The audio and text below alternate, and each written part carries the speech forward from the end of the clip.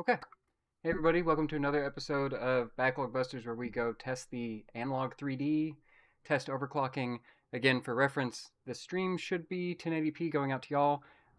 The whole reason I'm doing this is so I can capture 4K footage because I want to do a comparison between this, the original N64, and the Mr. Project in N64 and N64 Turbo cores, just to compare all that. So what you'll see is 1080p.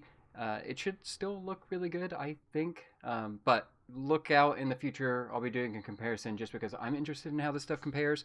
But since the unboxing video I did, the other overclocking video I did, thanks everyone who's watched those, I've received a lot more comments on games to test. So we're hopefully going to go through that list, and I have a big stack of games up here that I want to look through. So the point of this stream is just capture footage, and then if anybody has any more suggestions of things you want me to try, please throw that in the comments, or throw it in the comments of this video after it's a stream archive, and I'll run through those. So yeah, let's get started. The first one that I'd received a request for, and I think this will probably be semi in focus, is 007 The World Is Not Enough, to see how that compares. We did a little bit of GoldenEye last time. Let's see how this looks. Some other things I'm going to show a little bit later. Let me at least get one game under and get this rolling, and then we'll go. I got the BlueRetro. What is this? This is BlueRetro and 8-bit mods, and I guess Retro Time. They all partnered up for this, and that may be a little hard to see because this room is dark. But this is to get the NSO controller connected to this. I did some setup beforehand to get that working, so we'll go through that and just show the real, or I guess real new Nintendo controller, the NSO controller working with it, and then kind of go from there. So let's get started. This is inserted, and I'll take this headphone out unless I need to manage audio levels in the future. Let me know if any of that's weird. And let's configure this. So I touch on this in every video, but I'm getting pretty quick at going through and setting all this up. What we'll do first is let's just do the original hardware and see what that looks like, which is no overclocked and should be as close as possible. The things I've had on in all these videos and continue to keep on are the deblur and 32-bit color. As far as I've seen, other than perfect dark and really some lit areas, maybe some transparency-esque things, I haven't noticed any weirdness with this other than a little bit of like banding and dithering patterns that you can see on the screen. And I don't know if I'm moving more out of frame here. There we go. So that's the only thing I've really noticed with this is some dithering stuff. Disable anti-aliasing looks weird to me, but it is still a cool feature to add on there. It just makes things extra crisp if that's something you're looking for. But force original hardware on World Is Not Enough, and let's start this up, and I will then find if I'm getting decent game audio or if this is way too loud.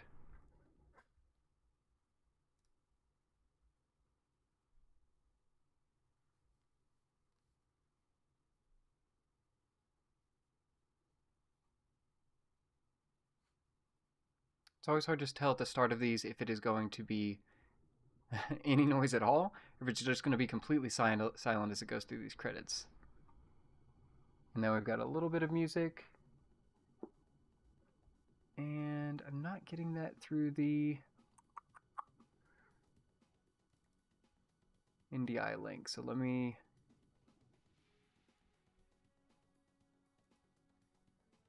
I guess I could do it through desktop audio. Give me a second to get this audio maybe connected, because I don't see that any of this is coming through.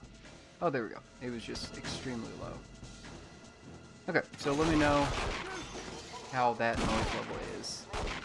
It seems kind of loud on the levels, but I can never tell. It's more of a listen and see how this goes. So I'll put a headphone back in, and then y'all let me know if this... Okay, audio is quiet right now, real quiet. I'll turn it up a little bit.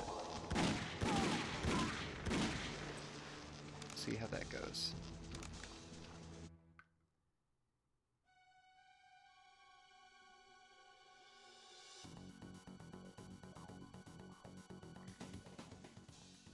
Okay. Let's see, let's just start the game and go on the first one. I never played any of this one. I don't actually know, do the different levels in this have mission objectives A and B? Mission objective A and B. So it seems like this doesn't do the GoldenEye thing of actually introducing more objectives as you go on.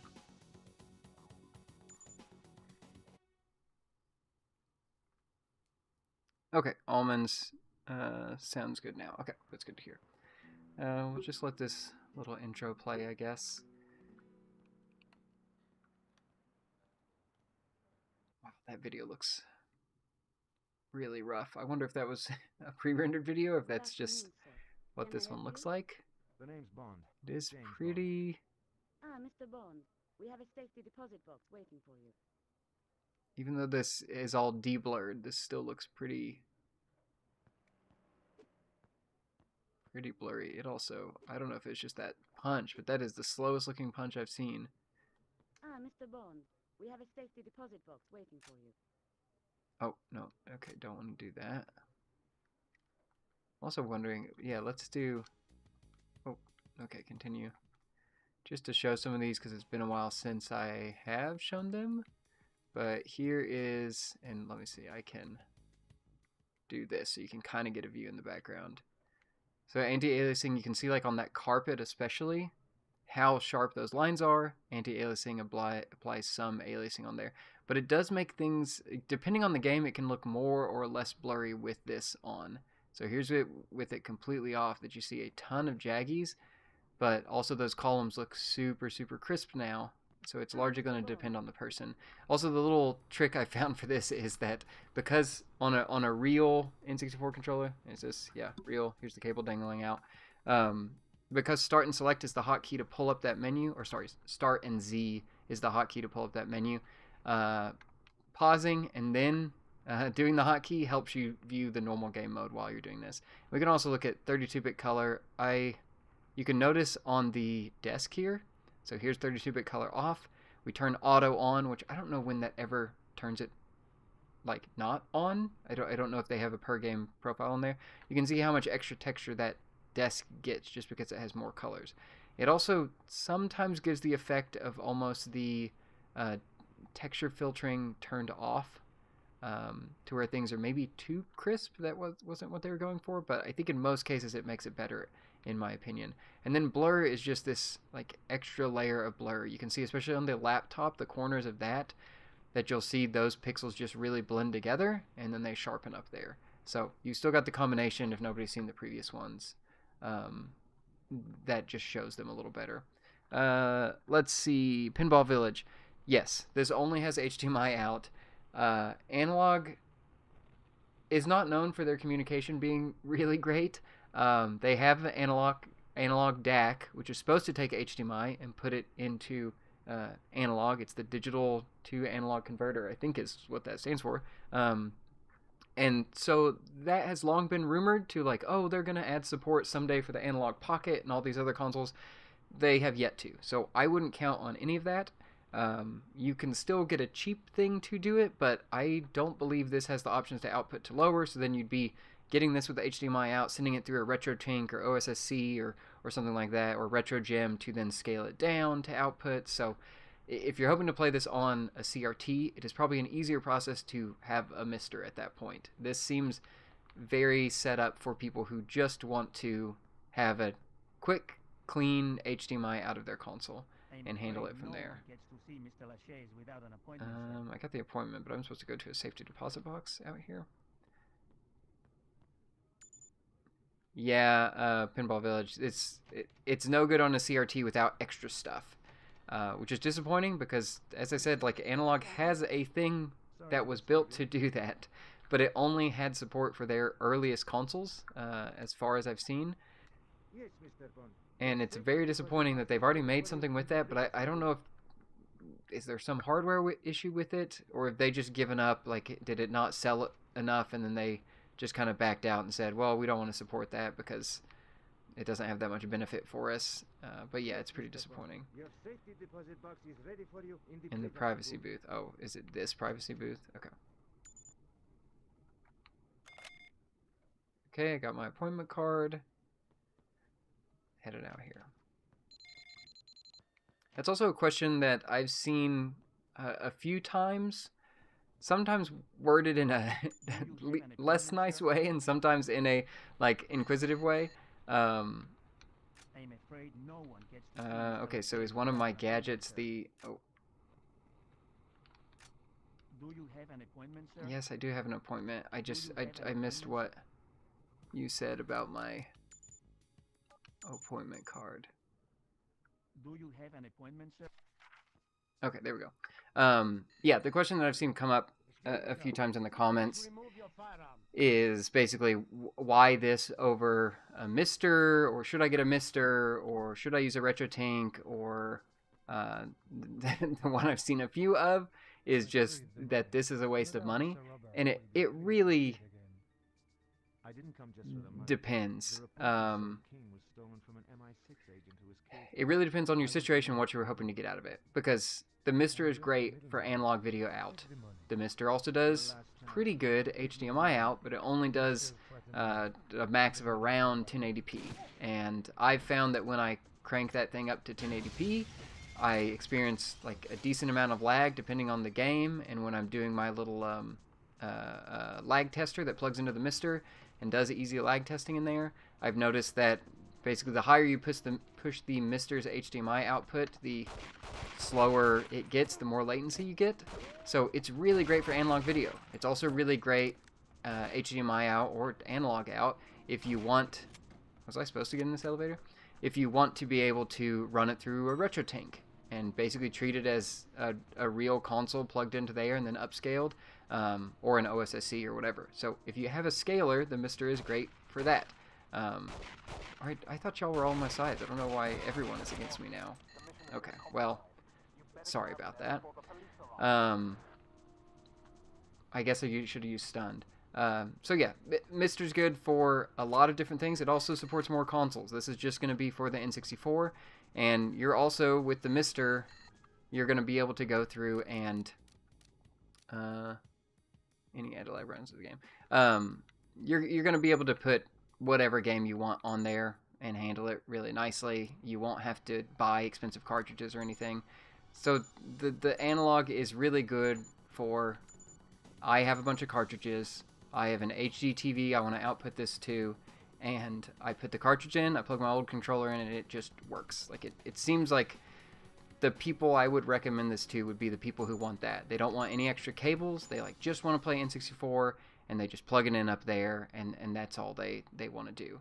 It seems really, really great for that. It also, I think, looks nice. So that's my thought on that, but as Pinball Village says in here, they don't want to play any N64 games on a flat screen, even with frame rate boost. Any added lag ruins the game. Yeah, I mean, you could use some of the lower latency modes on your flat screen.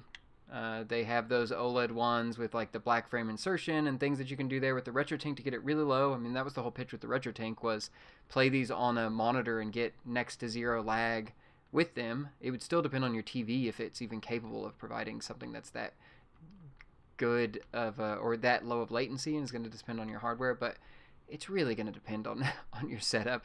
If you're diehard CRT, I've got CRTs laying around here, then that's great. The Mister is a great project for that. The N64 looks great on a CRT with nothing done, but if you have a Mister, you can kind of do some of the deblur stuff in there as well. It's just, there's a lot of different options. It really depends on what you're looking to set up here. And I did go ahead and turn this on to the Unleashed mode. Let me end my first recording and start that back up. Okay, start this back up, and just to confirm, Overclock Unleashed. And I'll go ahead and put this on full screen just so y'all can see full game. And I'll do the overclock marked as Unleashed, just so that's up in the corner, so people coming in know what we're looking at here. Yeah, and in Pinball Village, as you mentioned, you didn't want to play any N64 games on a flat screen, even with frame rate boost. The Mister Turbo project does, or the Mister Turbo Core does have some frame rate boost capabilities. I'm kind of waiting till I get all this footage in and compare here. I don't know if y'all want to see, I can hook Mister up and show that as well in here, but doing some of the frame rate boost testing on the Mister, I I didn't get the same performance increases on games as I thought. I did the DK intro, and that seemed to speed it up with almost the same thing that the Analogue 3D did. But I also noticed a difference in the speed of the gameplay when I played a different game that I am blanking on right now. I don't remember if it was Diddy Kong Racing or Perfect Dark that I played in there. And I felt a real improvement on the Analogue 3 with the Unleashed mode. Oh, it was Turok 2. I did that on the Mr. Turbo, and I had like quite a bit of lag at the opening explosion, and then with the explosions kind of as you walk through the levels, where I didn't see that nearly as much on the Analogue 3D. So it does seem, and this is all, you know, just me looking at the gameplay, and I'd like to try to put some of this footage in. I've never set it up, but I know there are projects that will spit out like what is the frames per second, so I could maybe do a more scientific comparison there. But I noticed just in the one game, Turok 2, that it didn't seem like that was as good of a... Oh no, I didn't mean to punch. I meant to use my thing. Okay, we'll start this over. It didn't seem like it got as good as performance in there, which I was a little disappointed in, but I don't know if that really just varies per game. I'm not sure how much... I don't know if anyone knows at this point how much the Analogue overclocks it versus what the Turbo Core does. Because my impression of the Mr. Project was that we were pretty much at the limit for what that FPGA could support. The amount of, memory or basically headroom it had to handle the N64 was in question initially, and then they did eventually get it working, and it works really well. But then I, saw that the Turbo thing also is kind of pushing the boundaries of what we thought was possible on the Mr.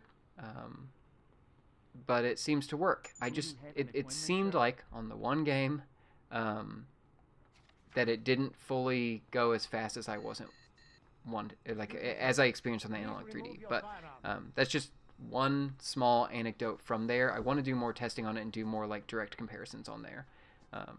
For most games, it's probably going to be fine on the Mr. But if I plug a Mr. into my 4K TV, the lag is going to be horrible to play with because it's going to be upscaling it to 1080p on the Mr. and then my TV will take it from there and do it even slower. It's not going to be a good experience. So it just depends on how many cables you want to have running on here. Pinball Village, I'm sure it varies per game. Yeah, that would make the most sense to me. If it's, much like emulation, be it software or hardware, there's going to be the times where a game just has some weird functionality and it doesn't work as intended and they have to put out a patch or something. And they have done big things with the Mr. Cores, that it will auto-patch games and make them more playable and usable just out of the box. You won't have to do anything. So, and that is open source. People are always improving it, so it could get a lot better. Analogue is very, very closed off, but...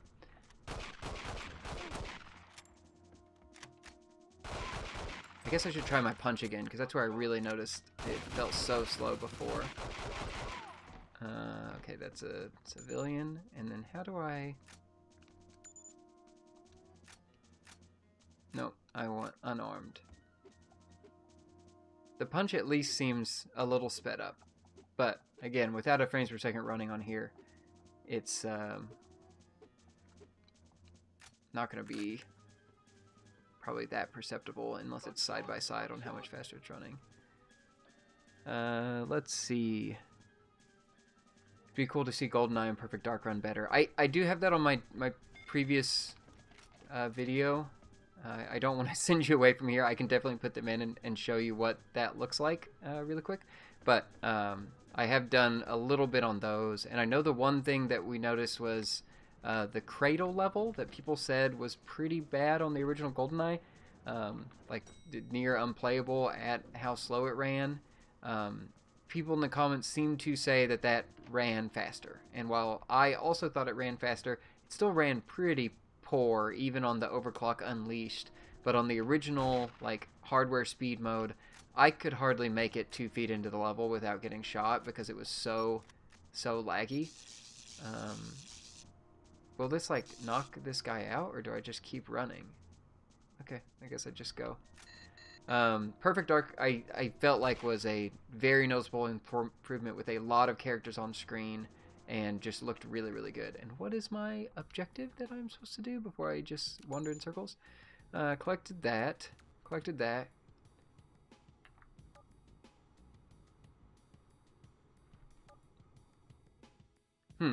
A vault.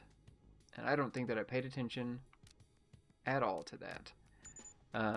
But yeah, as far as I've seen so far, like Perfect Dark was a big improvement versus the overclock and overclocked and no overclock mode. I can't speak.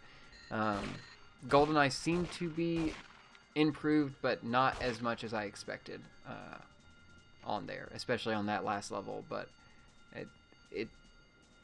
I'm unsure how. I know there's a little bit of lines of it of that. The analog different modes are like the overclock, overclock plus, and then unleashed, and they do variations of overclocking the CPU or the GPU and do some different things there. Are you on my side or not? I guess I should pull the stun out. This doesn't...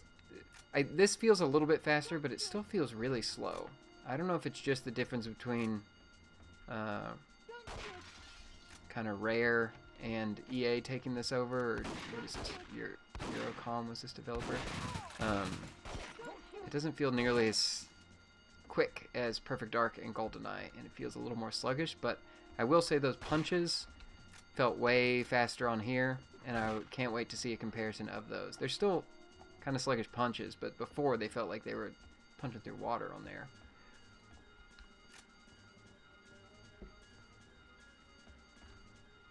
And I don't know where to go in here, and I don't know how much longer I'm going to stick around in this game.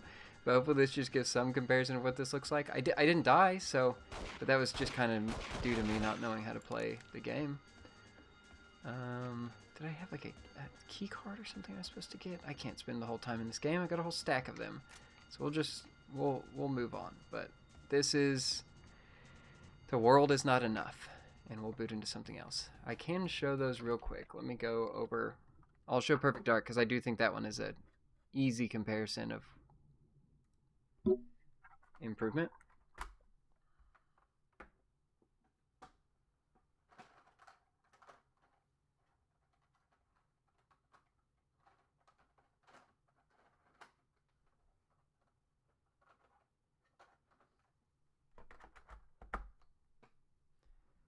Okay, just to do this one quickly, let's do off. Here's Perfect Dark, and we'll just run through the first level. I'm getting pretty good at it now. Pretty quick at this.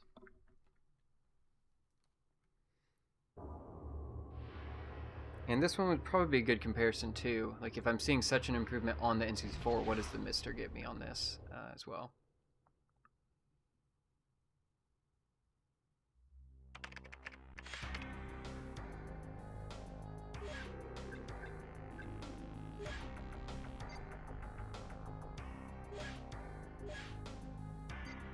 You know what? I wonder if Special Agent has more enemies in it. Okay, so this is not unleashed anymore. This is this. No overclock. Okay. Even we can look at like how quick it takes for that thing to move away or move there. So here's a full circle on original hardware.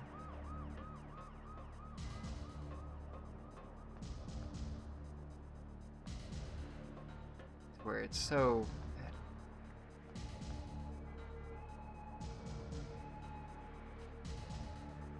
it's hard for me to even dial this in, and I'm probably going to set off an alarm. I can't even aim to it.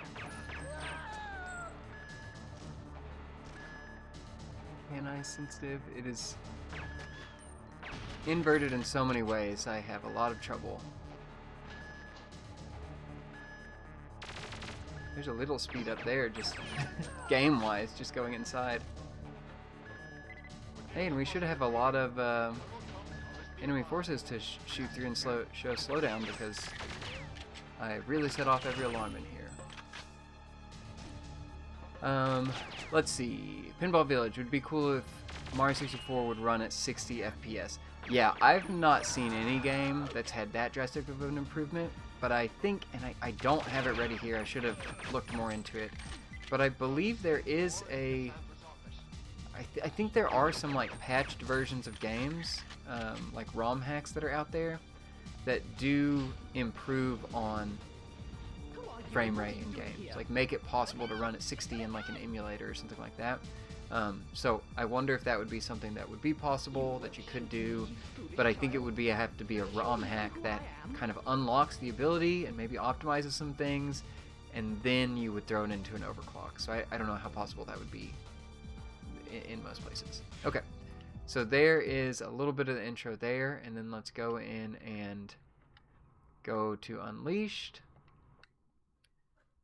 and change this to that to say Unleashed in the corner. Let's play it Unleashed. Oh, and sorry, I misread that. You said Mario 64, not Mario Kart 64. Yeah. You know, I don't even know if I booted up Mario 64 on this now that I think about it. Maybe I did it the very first unboxing. But no, I've not heard of anything that boosts up to like a full 60 where it used to be like in the 20s or something.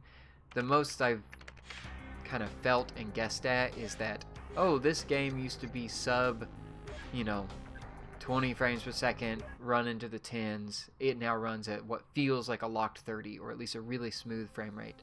And that's where I've seen like the most improvement on here. So here's a circle. Oh, I should do it the same direction. In the overclocked mode. And then we'll go down and do this. Perfect Dark is also an interesting one because there are the like official ports of this that run at 60 and put modern controls on it and everything. So this one has all kinds of things to do comparisons on. I really just wish that this didn't have the like snap to center. I've never gotten used to that because it just kind of pulls you away. And that guy's already taken out. Basically this thing just adds 10 FPS. Maybe it feels like this Perfect Dark goes from like a slideshow that feels near unplayable to something where I feel like I have smooth turning.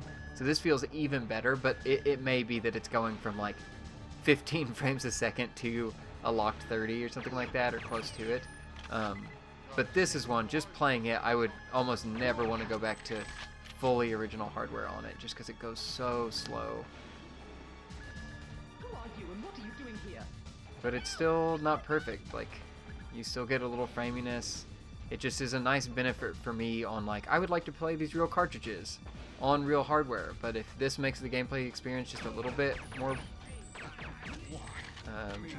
palatable, more enjoyable to play, that seems great, especially for something like a 4-player multiplayer on one of these, which I still would like to do some multiplayer footage and haven't yet.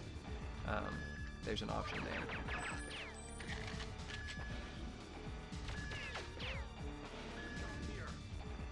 I don't know who was shooting at me from the back there, but oh no, please snap down.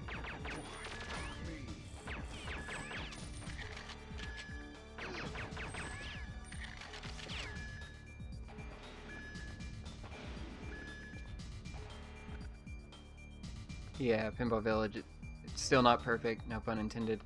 Yep, it is not a like N64 decomp project that's been going around. It's not you putting it in an emulator and applying like patches that allow it to break past what the game's able to do, or HD textures. Like, it is, to me, it is, I can much more easily bring this over to a friend's house and play 4-player multiplayer. We can play Smash Brothers, we can play Perfect Dark, we can play, Turok, whatever else, and it will be a more enjoyable experience for everyone involved because it will run a little better. I'll be able to plug in wireless controllers.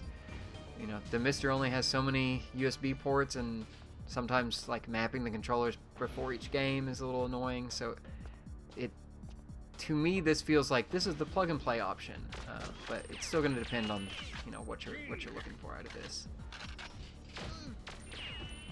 But yeah, there's Perfect Dark, and then I'm going to return to the menu.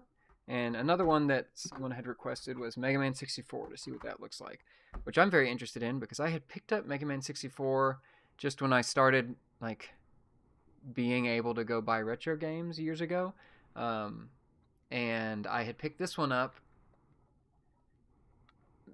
and didn't realize that it was the exact same thing as Mega Man Legends, because I had seen Mega Man Legends in all my like gaming magazines back in the day and been so excited about it and thought it looked like the coolest thing. No one I knew owned Mega Man Legends, so I never really got to try it until my friend brought over a PlayStation 1 version, and we played through Mega Man Legends on the... I can't remember if we played it through the PS2 backwards compatibility or PS3 backwards compatibility, but that's where we played through those games. And then later I was like, oh, there's a different game on the 64 called Mega Man 64. No, it's just the same game. I would be interested to see, like, did they have to change anything for it, because I've not really played with this very much. Okay, so clean, we turned it to integer scaling, which we have to do for each game. We put one in new, and then we have the original speed on here.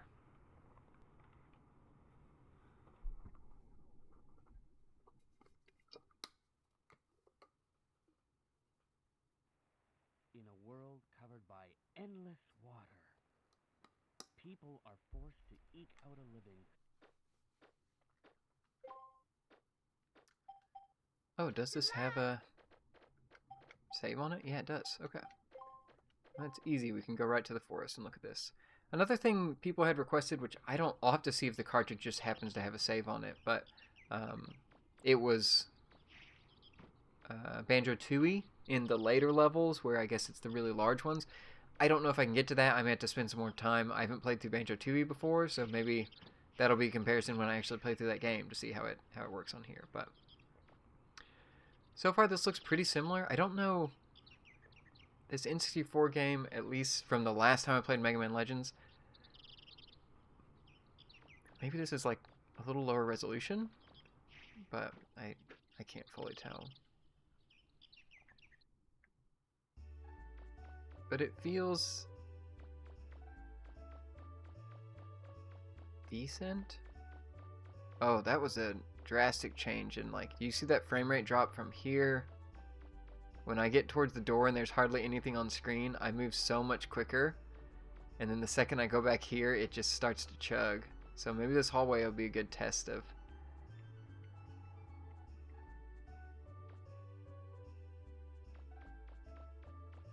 Where's my little can? Can I do that at a low frame rate, or is that going to be weird? Also, can I use the D-pad for this game? That's much better. Okay.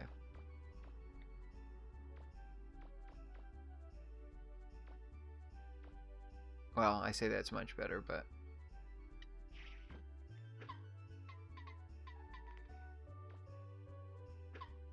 I feel like this is half the time you spend in Mega Man Legends /64, right? Just kicking the can around and trying to get it into places. And I forget, do you kick it into the shopkeeper's stall or into the trash can to get the, like, extra zenny? I feel like it... I thought it was the shopkeeper over here, but I could be wrong. Wow, that feels really choppy there.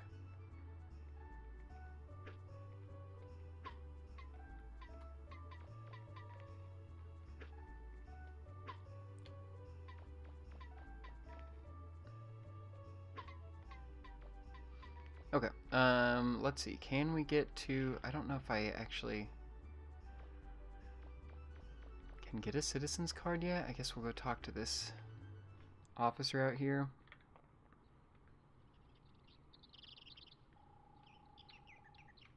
No, okay, that's not what I need.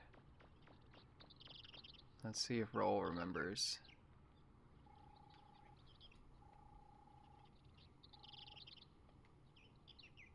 No.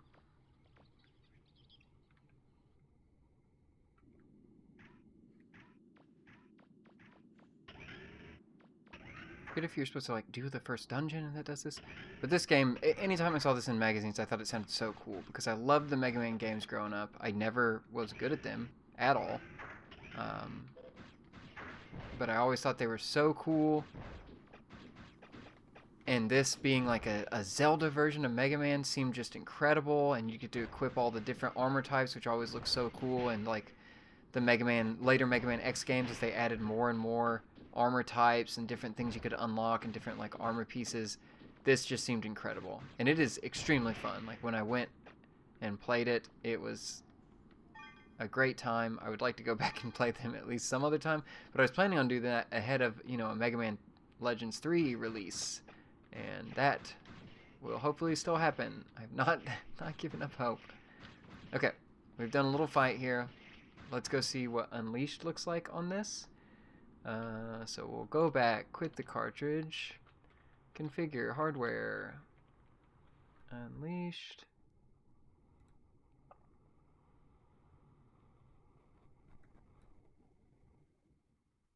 Recording started back, change this text on the side to match,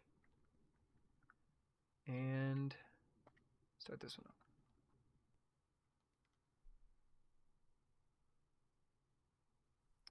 Yeah, Almonds, thanks for joining and tuning in. I'm excited to keep doing these streams because people seem excited to still see Analog 3D stuff. And if they get tired of it, then I don't know. Maybe we'll figure out something else to stream. Maybe me actually playing through these games will be the thing to stream, and not just what's this look like longer form stuff. But I appreciate you tuning in. Have a good rest of your night. Okay, this does feels a little quick for me in the area there. Let's see if we can get that. I don't notice a lot of change. Let me use the control stick in here too. That may be kind of fixed. I'm not noticing at least such a drastic change in frame rate from when people are in and out of the shot. It really feels like pretty steady. Okay, let's see. I can't pronounce your name on here. It's like Robom is asking, yeah, while it's fresh, waiting on mine, want to play some Bomberman 64. I can boot up some Bomberman 64. I don't think I've shown any of that yet. And do a comparison, because I do know that game. I played through that on the 64 last year for a video. I can at least show some comparison. Do you have any tracking on yours yet? Is yours supposed to arrive sometime soon, hopefully? I'm kind of surprised it hasn't gotten there. I didn't realize the shipping was going that slow for people still.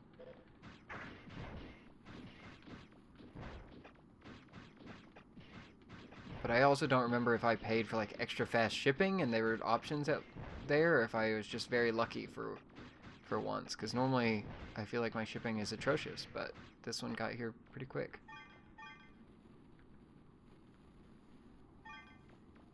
Okay. Yeah, we've done the same little fight here. This felt immediately better to me. It just feels quicker. And judging from running in that hallway, it doesn't seem like there's any...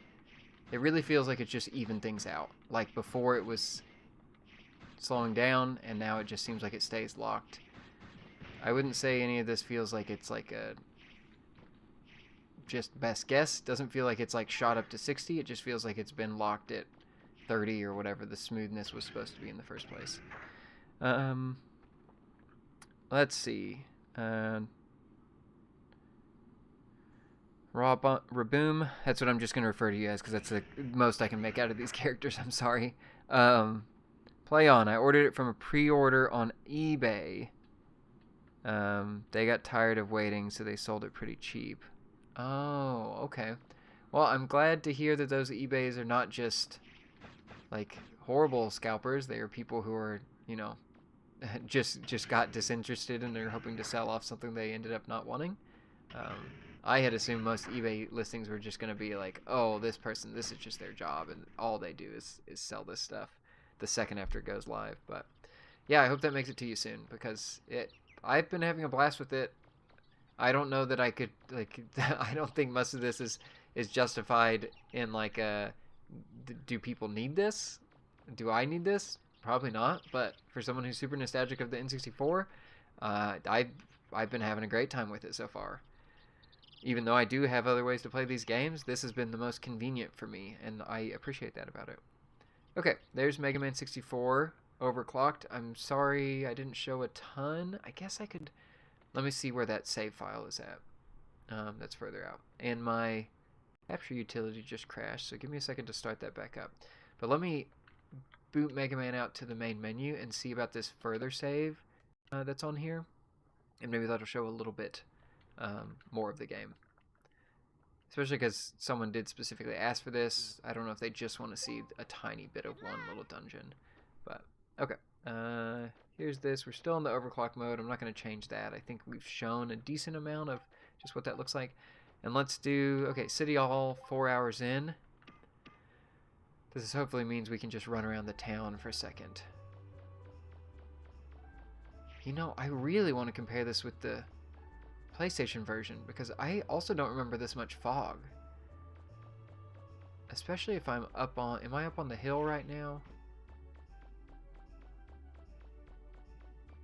I need to hop down. Yeah, I don't remember near this much fog. This seems like an N64 specialty.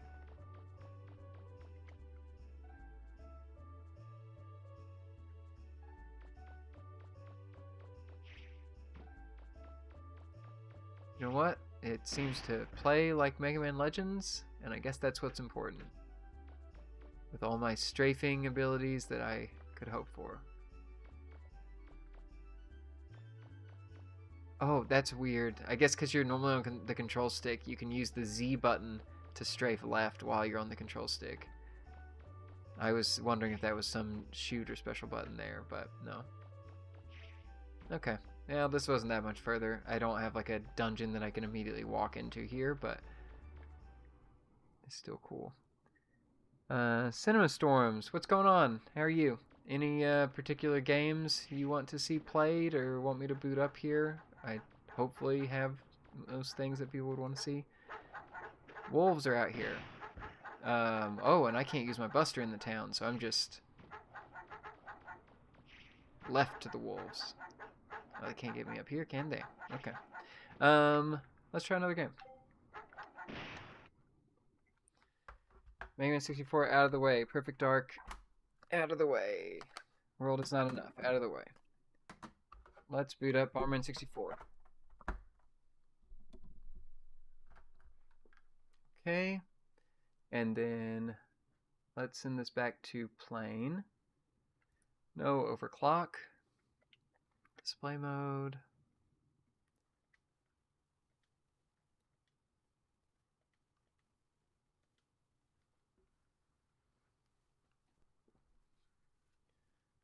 Okay.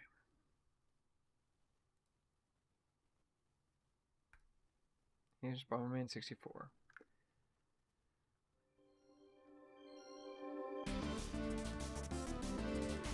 Honestly, I wonder if this intro would be a good comparison of this. Like, does this play faster? The DK intro, it running too fast that DK misses Divine, is a very cool example of the overclocking, and when I tested it on the Mr., had the exact same problem. It was also listed on the Mr. Turbo Core, I guess, problems or issues page that happens. So, it does show that at least the N64 Turbo Core and the Mr. is as fast as the Analogue 3D for that one specific game, and one intro instance, I guess.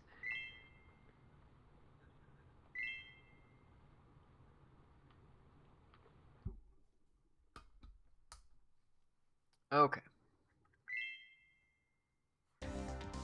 Let's see.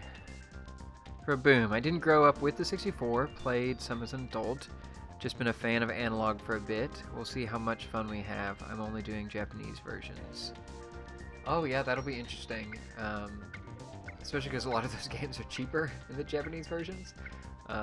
So that means you get to play more stuff, at the very least. Let's see. I feel like I know this first level better, so let's do this. Especially these Bomberman second attack is so expensive for the US version that yeah, that'll be way better on the Japanese version, especially because there can't be that much text, right? I guess there is a character that talks to you, and a little bit of I've played of second attack so far, so maybe that is more of a concern. Okay, there. Oh, go ahead and get this item. You know, I wonder, could I finally do the bomb jumping in this version if the like frame rate's better? Would that somehow make it easier for me?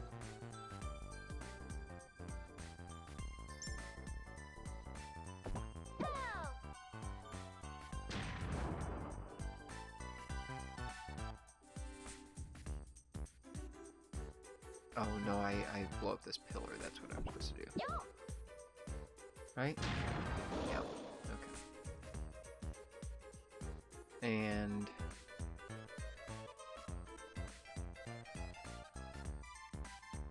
oh, I just hopped in. Okay. The nice part about Bomberman 64, I can only move the camera in cardinal directions. Reboom. Dang right, they're cheaper. Gonna do boxed only. Heavy text games, we'll just have to push through them. Oh, yeah, the box, that'd be super cool. That I have, the very few boxes I have, most of them are Japanese copies because, yeah, they took care of the boxes, seemingly from what I've seen in there. They were not told by their parents, throw these away, this is trash, which seemed to be the case in my household. But to be fair, I did have a closet full of boxes, and eventually those did have to get purged and emptied out. I'm just always glad to see when people have been very respectful of their like boxes and video game paraphernalia through the years. It's so nice to see, mainly because I'm just glad somebody did. Oh, we got a lot of slowdown as we broke those.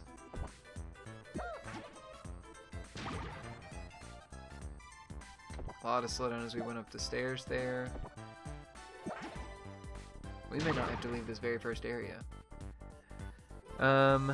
Cinema Storms. Please try and stream StarFox 64. If you check out the last video, I did play some of it. I am happy to play a little bit again, if you'd like to see that. But there is some footage out there. Maybe I'll play a different level this time, but... Okay. Let's see if we can get a real slowdown by blowing up this tower. And let me see, what was the... There we go, okay, so I... This, and I make them larger. Oh no, oh no, no, no, no. Make these larger. Throw it out.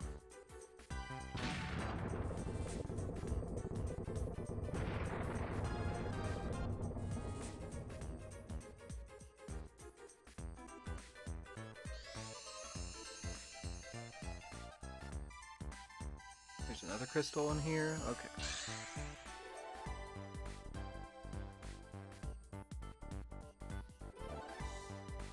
You know, I don't... Maybe my copy of Bomberman here is downstairs, because that did also have quite a bit of slowdown. And I bet that's improved with this too, and I just haven't tried many of the Bomberman games yet. Okay. I feel like we've seen a decent amount of slowdown. So let's back out. Let's go Unleashed. Let's change the text in the corner so that it is clear if people watch the video what's happening. Bomberman 64 Unleashed. And then, yeah, let me look for StarFox while this boots up.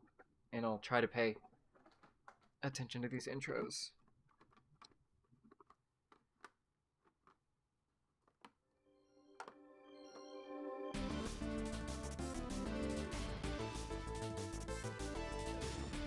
This looks way smoother to me. Because I feel like that even chugged just on the first walking animation.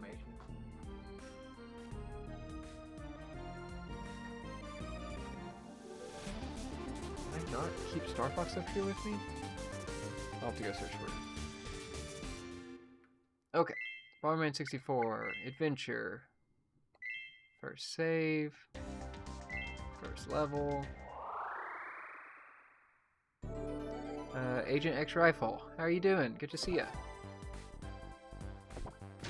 Anything special you want to see played today? And also, have you been capturing your...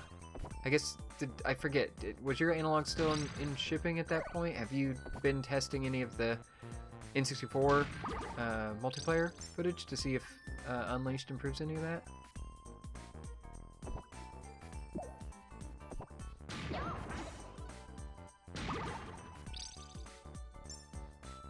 Okay, the tower was not fully down because I guess I blew up the first one that first time.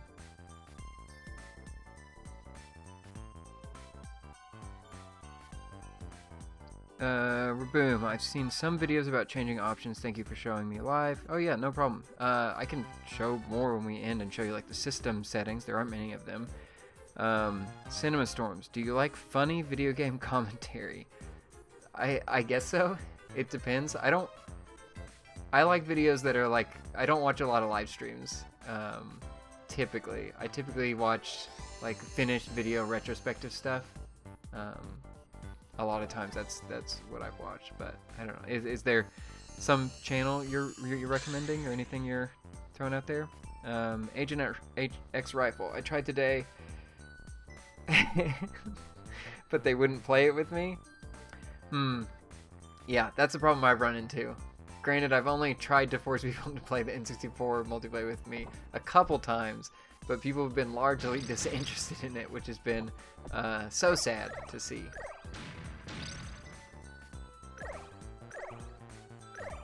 If there was any slowdown blowing up those blocks, I didn't notice any this time. This feels just way smoother.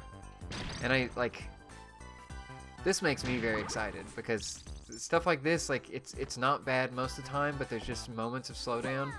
And while in some ways it's fun to see like, oh, this explosion I made caused this slowdown, this caused the game to chug, it would make these playthroughs probably a lot easier with just some standard performance all the way through, not having to worry about things messing up, especially when you're, you know, trying to make like a perfect jump or throw the bomb perfectly and then it lags and hangs.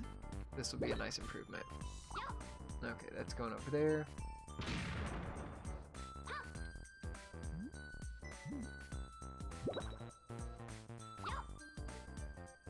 Oh, okay. Robo Me Ro is how it's pronounced. Thank you. Robo Me Ro. Okay. Oh, I see. Cinema Storms, you're self-promoting in here. Okay. I do funny video game commentary on my YouTube channel, Cinema Storms. My show is called Mad Video Gamer. Are you angry at these games? Are you just gonna be yelling at them the whole time, or is this even tempered until the game upsets you? What's the vibe here? Let's see. Agent X Rifle.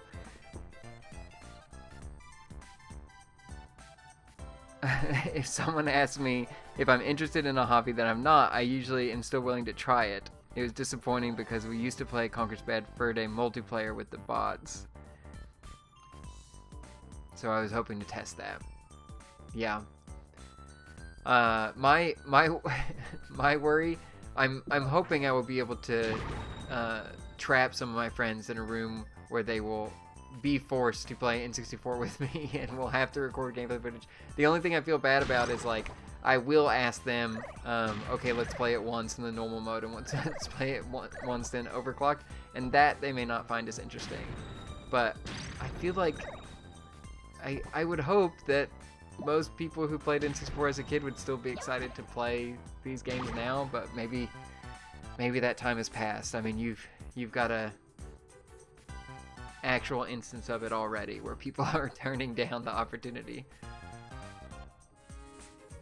Okay, I feel like this is improved. It is still not like a speedy fast game, but that looks better to me. I didn't notice any slowdown in that.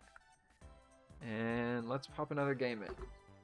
Okay, so the rush games were asked for. Let me go back to the menu because I'm supposed to do this before.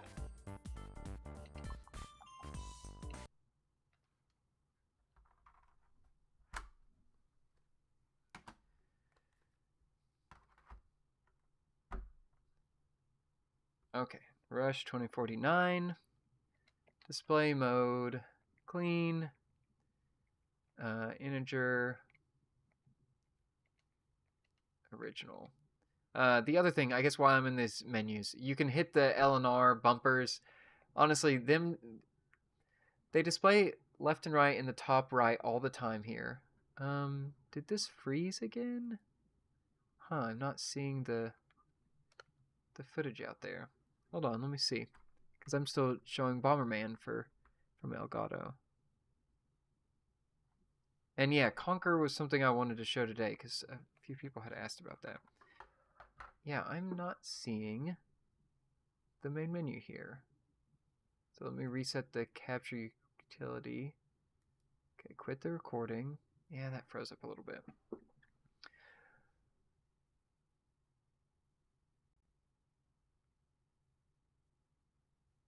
Cinema Storms. I just do retro review on classic video games with funny humor. Yeah, I'll have to check it out. That's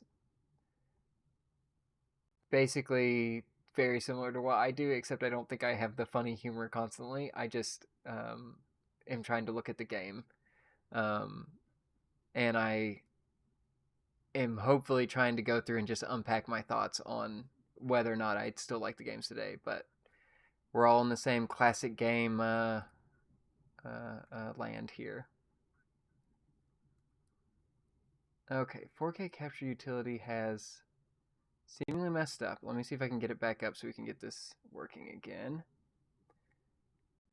Okay, HNX Rifle. I know my other friend will play it, but I still want to do a 4-player game. Yeah, I feel like that's the point where things would be the most chunky. And that's what I would like to see, I guess, done better. That's what I would like to see the performance increases in.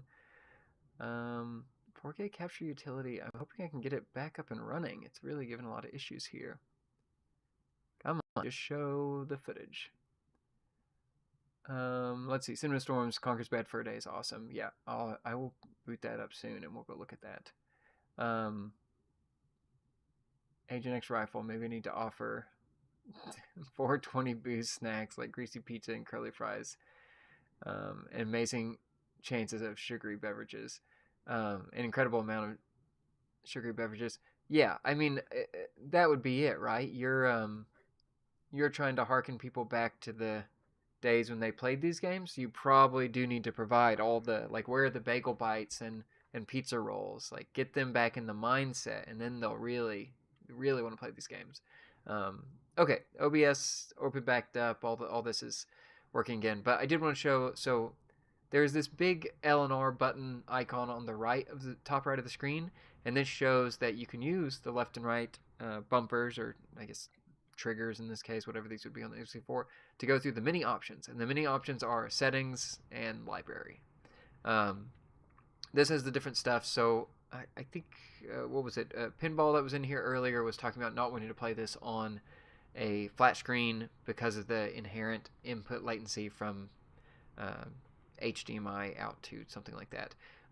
You can go like direct to your TV, like you can do 4K 60, 1440p, 1080p. You can do whatever your TV has. That will hopefully cut down on some input latency.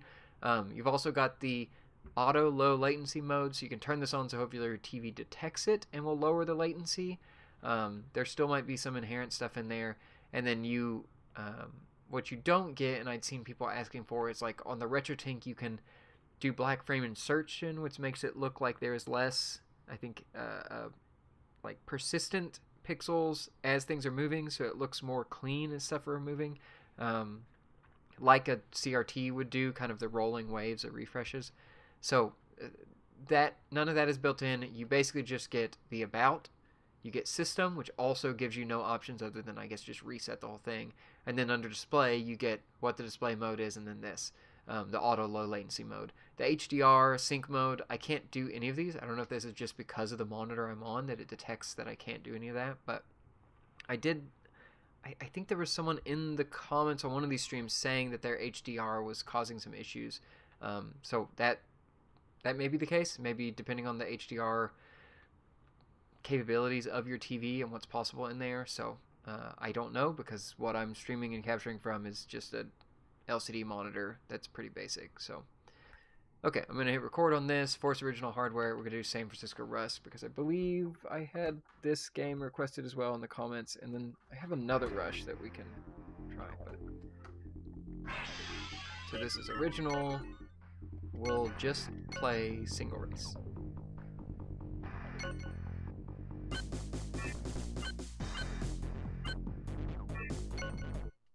Okay. 3, 2, 1, rush! Okay, wiggling back and forth on the stick. Feels decently delayed. Oh, that, especially in these racing games, I do not know how people played these super well when the frames were so inconsistent. It just feels really unbearable. Oh, whoa. Okay, so this is one I haven't played much of. I did not remember that you had wings and could fly badly.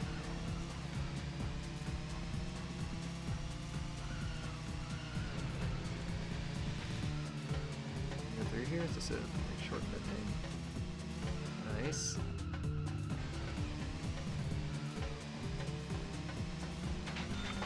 Okay, I think I used the wings correctly there, unless that was just a normal jump.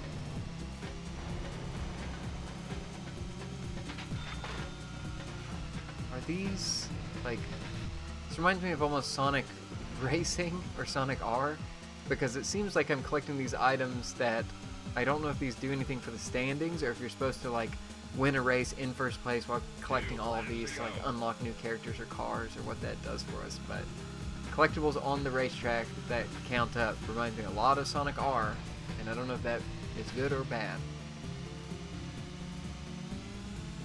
Cinema Storms. I hate when video games freeze, but it happens in emulation of regular game systems and computer programming errors. I guess I should say, when Bomberman N64 froze up there, it was not the Analogue 3D, that was purely my Elgato capture software, the 4K capture that lets me record and then output it to OBS at the same time. That froze up, and I was having to restart that.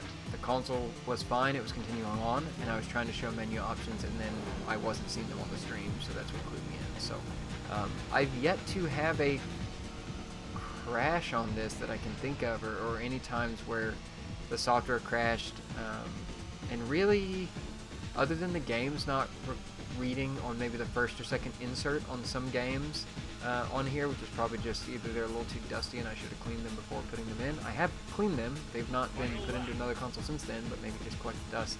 I've not really had any of those issues so far on this. But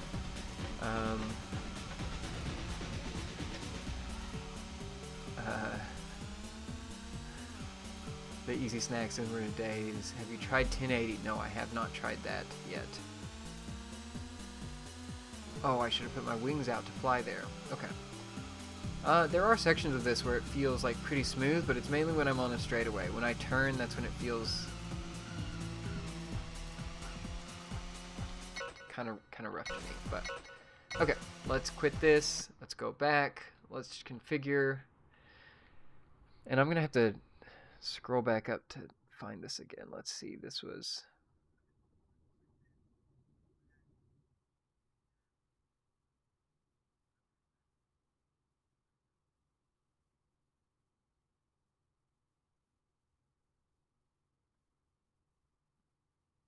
Robo Me Row. Oh my gosh. Sorry, I cannot keep that in my head. Yeah, I haven't tried 1080 yet, but I will try that in a minute. And then I need to consult my little list I wrote down because I'm really blanking out on what I was supposed to play and what people had requested. I know StarCraft was one of them I'd seen recently. Okay, so this is Unleashed mode. Put that text back up there. Okay. This menu even feels faster. Just the transitions between them feels faster to me. Okay, we want the same car. This feels like maybe this is running too fast.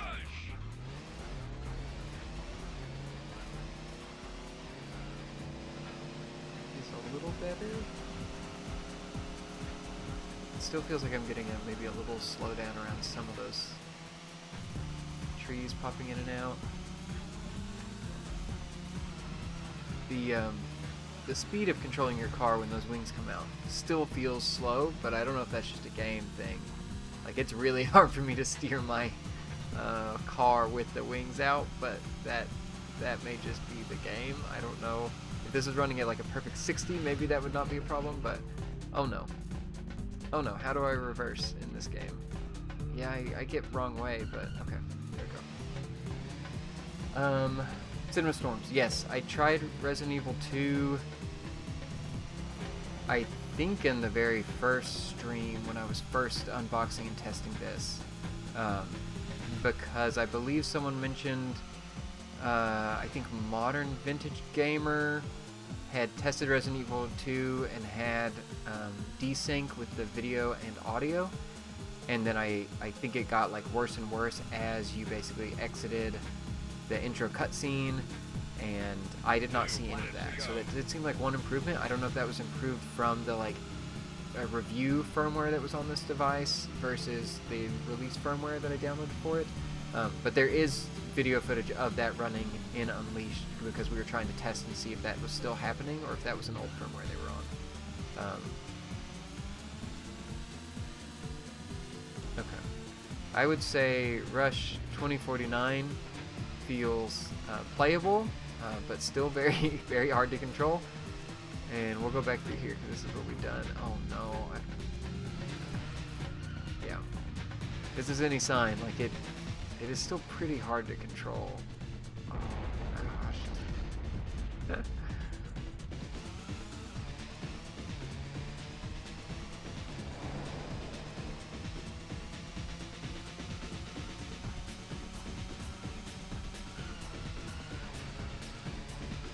Trying to see if there's like even a drift on here. It does kind of seem like there's one, but it feels out of control. Also, I'm starting to notice there are like little buttons on the side. Is that what triggered my train explosion earlier? I've got no coins to show this match. Please don't hit that wall. There we go.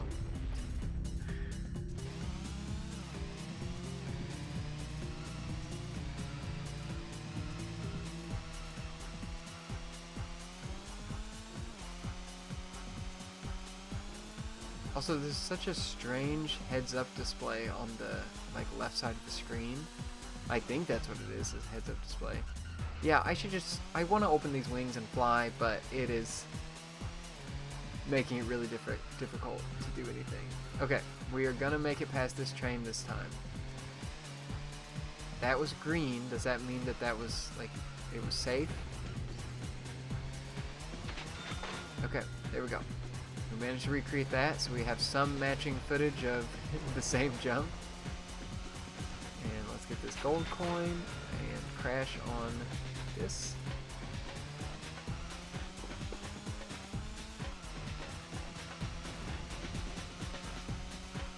Okay.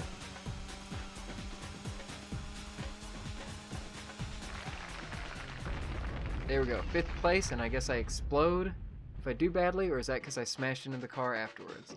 Yeah, let's put our name in. We did so good on this. Also, I don't know if you can see, like, even the... I wonder if this is running at, like, a strange resolution or something. Even this text seems fuzzy. Like, the O...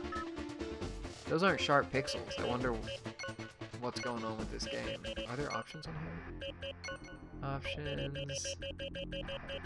No, there's nothing like it's running in a higher... Oh, wait, video. Nope. No, nothing that should be changing that. Okay, we'll go quit this. And just to compare, just so I get the two rushes in the same breath here,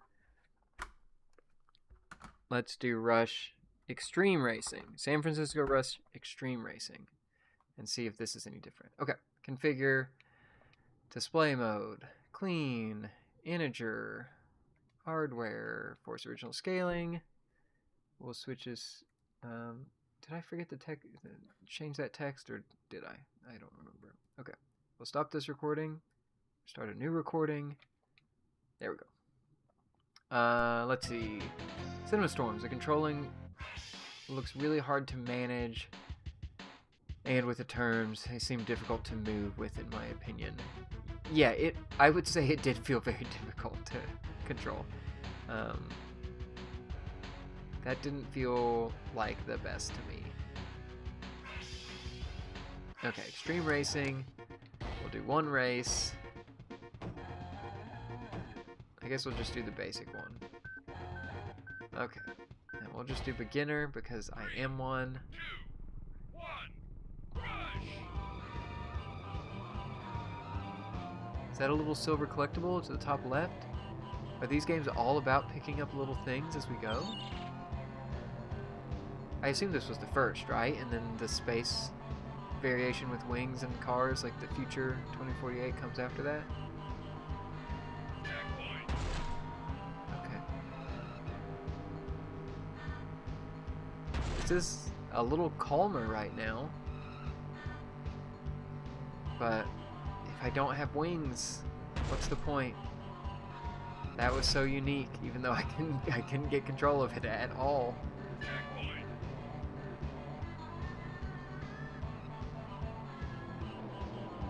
Ooh, okay.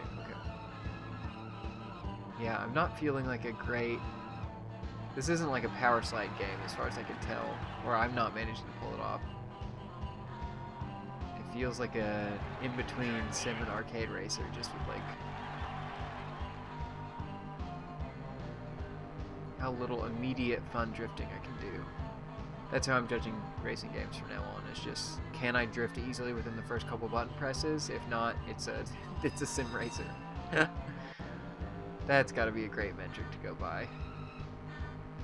And that's me just trying to wiggle the wheel to see if like I can get a drift going. Oh, it has this weird heads-up display again. Because there's the like vision cone of my car. I guess it's helpful for showing what cars are behind you. Do I have a... Oh, I can hit down, and that's... Down on the C-stick is kind of some handbrakey thing. What?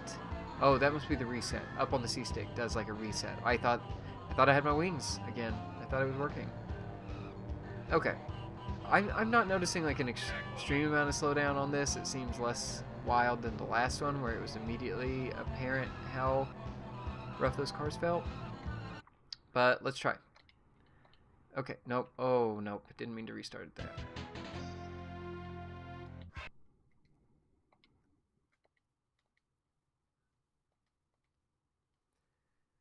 Okay, and we'll change this text to say Unleashed.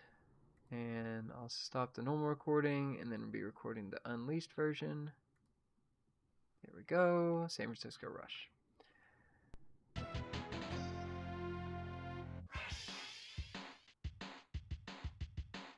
Robo-Me-Row. Arcade style, and you need a driver's license. Yeah, those are the two those are the two ratings on here. 3, That intro feels so fast. rush! It feels like that was set up for the slowdown, because that is such a quick whip around. But maybe it's just showing the speed of the game. That's just getting you used to it.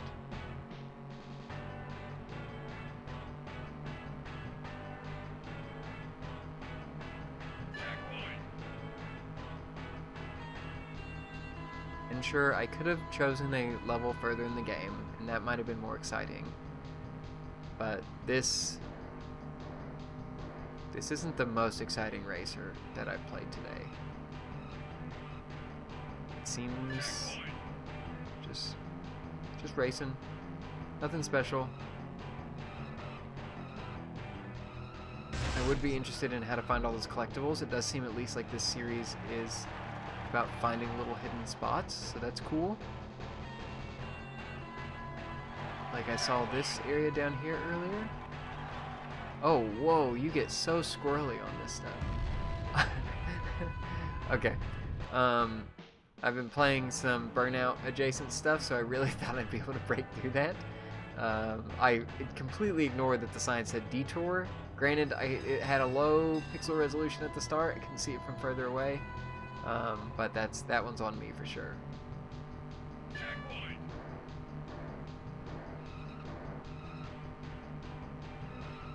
Okay. This seems to run perfectly fine in Overclocked. Maybe it's a little too fast on the intros, but doesn't seem to ruin anything. Okay, next game.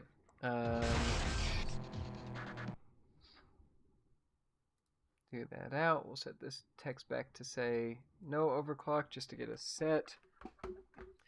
And then let's see. StarFox was requested, so I can play the beginning of that. Banjo-Tooie, Banjo. Oh, and 1080.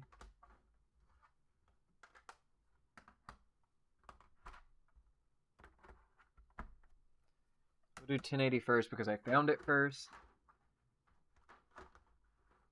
Where on earth did I put StarFox? Maybe I... It might be downstairs.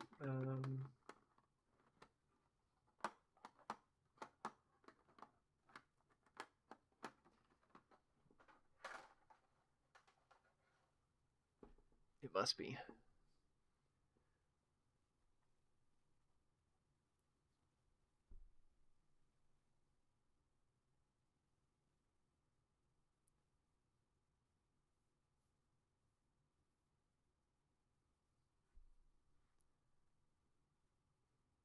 Yeah, let me go here. I can at least start this one up. We can view the intro, and I'll go search for 64. StarFox 64. Okay. Sorry. Force original hardware. Display mode. Clean. Integer. I've hit record on this. And playing cartridge. I will be back with StarFox.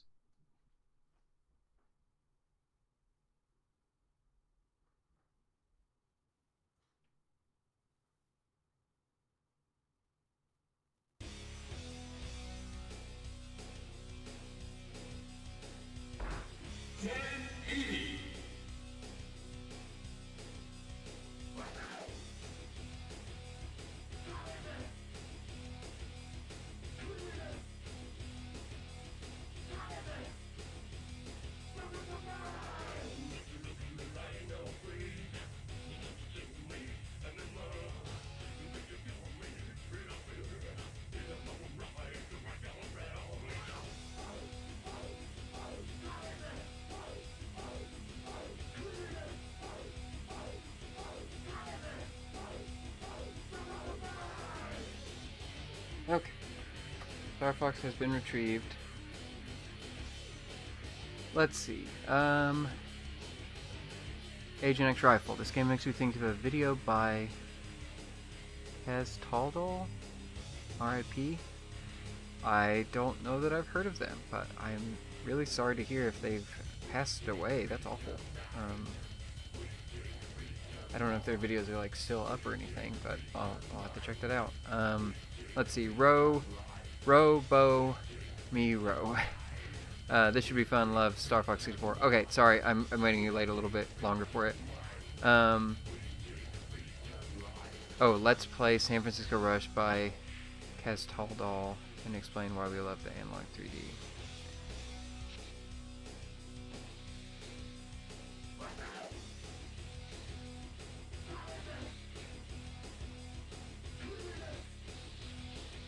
Let's see.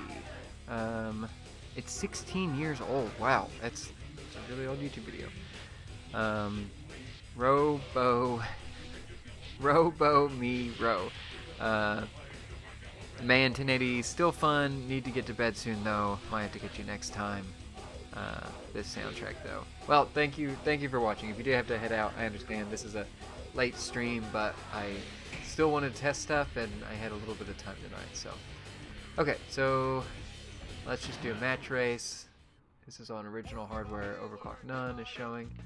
I do like how these menus are so like in-world, and I played a little bit of the other 1080, the one on the GameCube, and it does the same thing, which I find very cool. And I believe the developers of this also made a VR snowboarding game that's on the Quest that I had a really good time with, but I believe it is Quest exclusive, which is disappointing, but it's like highly accurate with how it like really has you act like you're snowboarding, and I had a really fun time with it. Oh, they have a first person mode.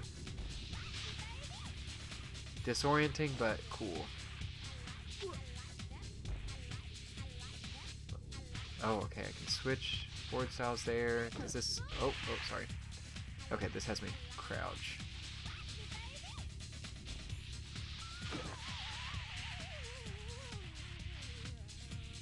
Robo me row, here soon, we'll watch for a bit. Oh, okay.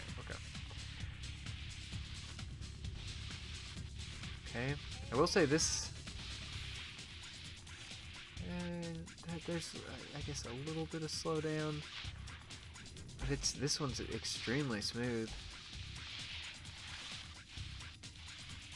I also like I wonder how they did that effect of the board like under the snow. I don't know if that's intended, but it does feel like some dithering when you turn an angle, and it does give the impression of it like pressing under the snow a little bit and getting covered. But maybe that's just clipping and I'm reading too much into it. Could very much be that. It looks cooler than how I would expect it to look if it was just clipping though.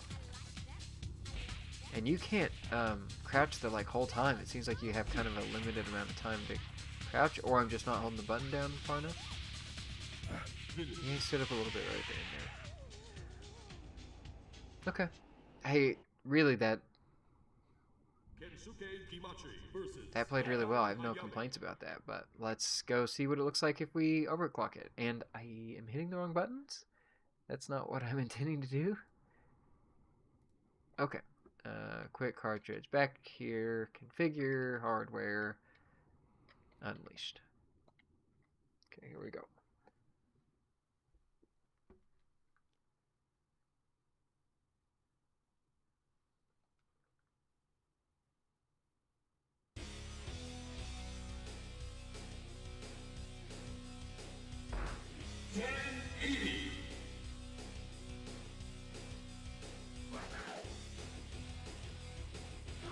I also don't know if anyone saw, but we'll show some stuff on it here later in the stream. Oh, well, maybe not much later tonight. It's 30 more minutes before it's 12, so. But most of the stuff I've run, anything I've run through, I guess not most of the stuff, all the stuff I've run in the previous streams have been off the summer cart if I haven't put a real cartridge in. And that's when it shows up as unknown cartridge in here. And they did, Crix put out an update for the EverDrive 64 variations that were not working at launch on the Analogue 3D, and so those now are working.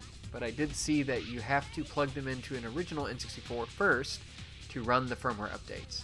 I think there was a line in there about that, hey, units bought after this date will already have the firmware update applied to them, which is helpful because I would imagine some people might be buying the Analogue 3D and not have a working N64 laying around. Maybe they kept all their childhood games but got rid of the N64, it's not working anymore. So you will still need a working 64 to get that running. If you've already, I guess, bought one or shipped one before the update. I know like this summer card I got ahead of the Analogue 3D's launch just because I was hoping it would work for it, and I was lucky that that was one of the few that did. But yeah, that is something you will need to update, and as with we'll switch to the NSO controller in a little bit, and use the BlueRetro adapter. That also shipped. I was told that it would most likely seem to be working for people, but it did not ship with a firmware update that worked. So the second I plugged it in to the Analogue, it was not doing anything of what it said it would do. As in, it was supposed to plug in and then pulse, and then you'd be able to connect. This game feels great in either. I'm not noticing that big of a difference in the overclock. Maybe it's a little bit faster, but it felt very smooth both ways. So this just seems like an overall well-performing game. So we'll quit out here and not do much more of that one. And let's put StarFox in, and let's try the BlueRetro at the same time. So I got this retro time. I need to put on the screen where it shows my webcam. This is the retro time adapter. Please stop zooming around, camera. Stop. Okay. This. Wow, if I can get a version of it that will do anything. Is it kind of zooming into it? Okay. Anyways, it's this BlueRetro adapter. BlueRetro, as far as I'm aware, is an open source project. I'm pretty sure that's the case. And so they released basically things on GitHub on how to build these little adapters. I'm in the wrong camera view here. How to build these little adapters that plug into the 64, and then you'll be able to sync any Bluetooth controller for it. Please stop zooming in, camera. Stop that. It did not work out of the box. You have to install a new firmware update, and because it doesn't function as intended when you plug it into the Analogue 64, it wouldn't even pulse. It never even did the like error light, really. It was doing this weird kind of flickering, and then it would just go away forever. It didn't work, so I had to go update it to the very, very latest firmware, and it seems like the very, very latest is what works with it, because I accidentally updated to the one before the very latest, and it still wouldn't work on the Analogue 3D. But this is the 8-bit mods variation of like their iteration, I guess, partnered with RetroTime for a BlueRetro adapter. So they've taken an open source project and they've made a version of it that is kind of got their seal of approval on it and quality standards. That's the one I got just because I like 8-bit mods. They make a lot of good memory packs and everything. And it seemed to work pretty well, so that's good. But I know there are ones on Amazon for cheaper and AliExpress and all that, so your mileage may vary, but it does seem like you probably need one with a decently updated firmware to get it to work with this. So just keep that in mind. This is the NSO controller with the like fake little rumble pack built into the side of it here and everything. And what you're supposed to do is you plug it into the player 1 slot and then you hit the sync button. And this probably won't show because this light is too bright. You can kind of see the sync. It'll start beeping back and forth and doing the syncing over and over, and then it should eventually connect. It has seemed to take a while from what I've seen. So I've hit the BlueRetro, like I've plugged the BlueRetro in, it starts searching, and then I'm supposed to hit the sync button on the NSO controller, and they will eventually connect. But as I said, it seems to take a bit of time. I've not had it instantly connect to it. It is not as good as if there was a controller that had this adapter already paired with it, because it does take some time. I don't know how long it would take if I had 4 of these and I had to slowly let them pair and connect and everything. Let me just unplug it and have it.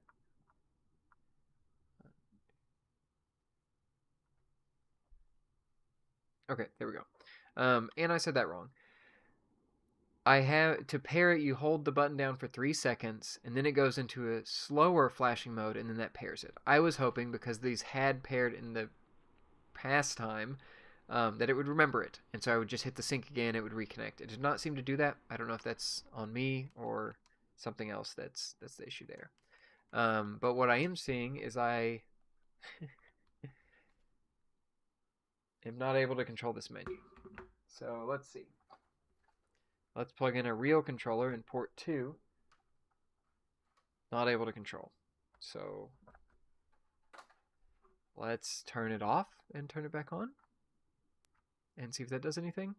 So this is my problem so far with the BlueRetro, is just that it takes a few extra steps to pair it, and Analogue needs to come out with an update that just lets you pair any Bluetooth controller. I do not understand why they have it currently locked down to only pair with the 8-bit DO controller and nothing else. And there seemingly is, like, as far as we've seen, the sync button, you hit it, and you can pair an 8-bit DO controller and like nothing else with that. You even needed an update to be able to do that out of the box. So while there are real connectors that work for the N64 and still continue to work with the Analog Pocket with the latest firmware updates, it's still kind of a pain to connect them. And I've had spotty, kind of inconsistent performance on these. So I have held the button for 3 seconds. I have the BlueRetro adapter in. I am trying to sync with the NSO controller, and it is searching to find it. But it is not a quick process from what I've seen. Okay. It has connected.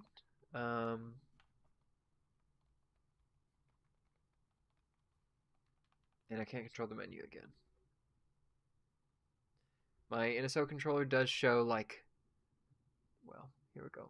It does show .2 highlighted on here. I'm sorry, this is This is a nice place to stream gameplay footage from, and not a nice place to get a camera footage from. And it has basically not connected again. So I'm going to go once more into slot 1.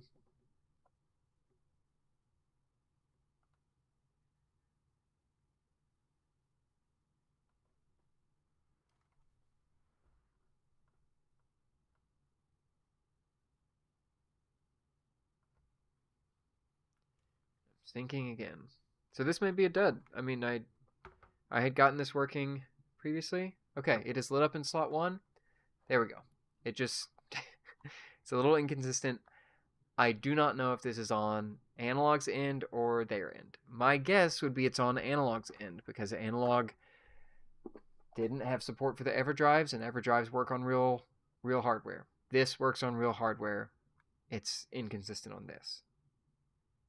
To me, that makes it seem like it is an update Analogue we need to do to add better support for this, but this thing has Bluetooth built in. It should really just be able to connect to the controllers. It really shouldn't be this tedious, or you wouldn't need to buy adapters for it, especially because this NSO controller does have a better stick than what the 8BitDo controller has at this point in time, because it's not tuned correctly, or at least in my opinion, it is not tuned correctly.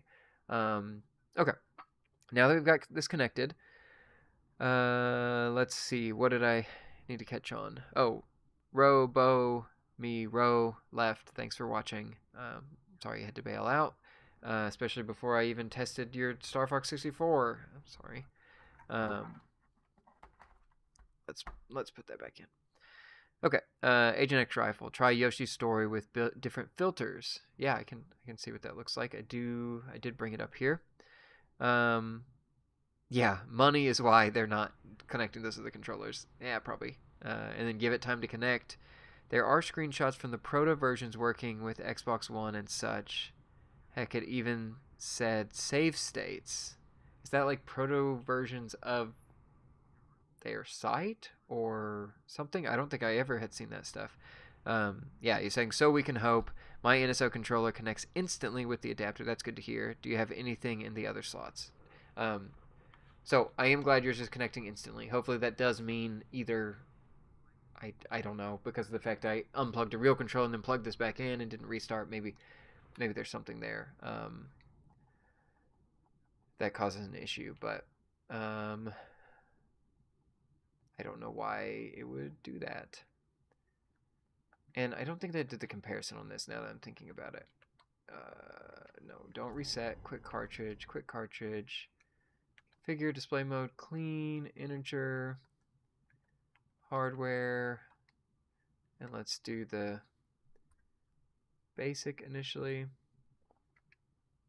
Because I believe when I played, I think I played StarFox on the very first night that I got this set up, and I think I only tested one level, and I don't think I did like A versus B testing on how did the first level feel. So let's just do the first level. It's about time. Agent X Rifle, I only had it in the slot. If you have other things, controllers plugged in, maybe it's a power issue. Yeah, the most I'd done was I unplugged the original controller from slot 1 and plugged this into slot 1, and then I did the reset, and then I tried to plug in a second controller to slot 1, so I don't know. It seems a little weird, but I really assume this is an analog issue, that if, in my opinion, if they are putting all this stuff of saying, you know, FPGA is like more accurate and it works with all your real hardware, it really should work with all your real hardware. Especially because all this stuff has been out and been testable. I forget, I had seen someone mentioning, like, it is odd the fact that the most popular flash cart in the world, the EverDrives, were seemingly not tested with this. And that's the thing that I would love to see Analogue working more with the community, because it is odd to me that their first thought wasn't, oh yeah, a lot of people have EverDrives. It is the most popular, like Summer Card is a semi-new-ish project, and you'd think that stuff would be tested. Is this console maybe mostly for people with real cartridges? Probably, but with how expensive this stuff gets, it feels like that is a necessity to just make sure that stuff works when it's so readily available and known, kind of what that is. But I don't know how much of that was firmware updates, because I did see that people from certain firmwares didn't have issues and some did, so maybe there is a like update from Crix that worked and then one that maybe broke it and something there, but that testing all could have been done well ahead of release, I believe. I'll take this one. Get the one behind me. And I have not felt anything that feels in a way of slowdown. I have been impressed. Oh, sorry, I just felt a big spike of it there. I just wasn't paying attention, I guess. The BlueRetro controller has seemed very good so far. I kind of have a worry about Bluetooth controllers, especially with the amount of 2.5 gigahertz controllers and things that push for, oh, we have way lower latency, and the input latency is lower on the 2.5 gigahertz stuff. It makes me worry about Bluetooth all the time and think, oh, well, Bluetooth must be bad, but I've been very impressed with this at just how quick it is. And I'm sure it has some, I haven't I don't have a way to test controller latency really here, but I am impressed with the feel of it, that it feels shockingly good. And I'd always kind of steered away from it, mainly because I was just like, oh, Bluetooth is slow and bad, right? It can't do a controller. Can't you do something like you can go in a waterfall or something here? No, maybe not there. I haven't played this game much. Let's see.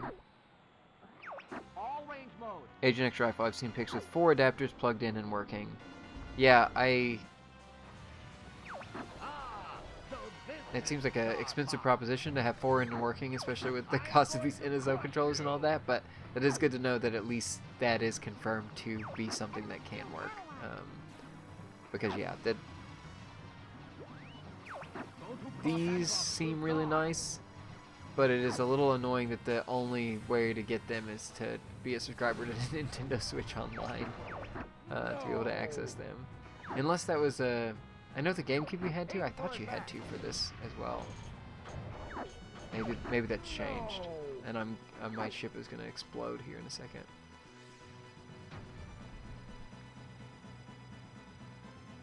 The inverted aim is never something that I've truly been able to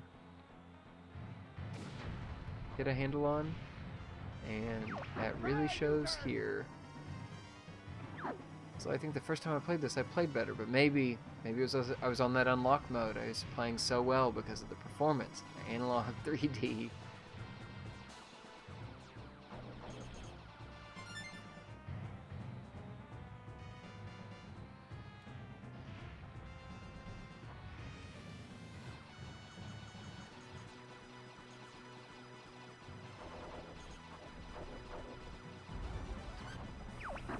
Annoying little fly. Okay, come on.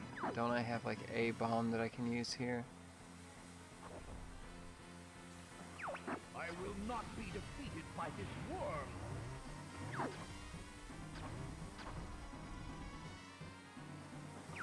You annoying little fly.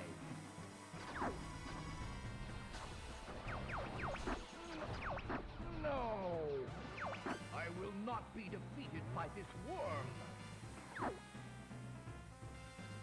Let's just head straight back to this. You annoying little fly. There we go. My Emperor! I failed you! There's an explosion.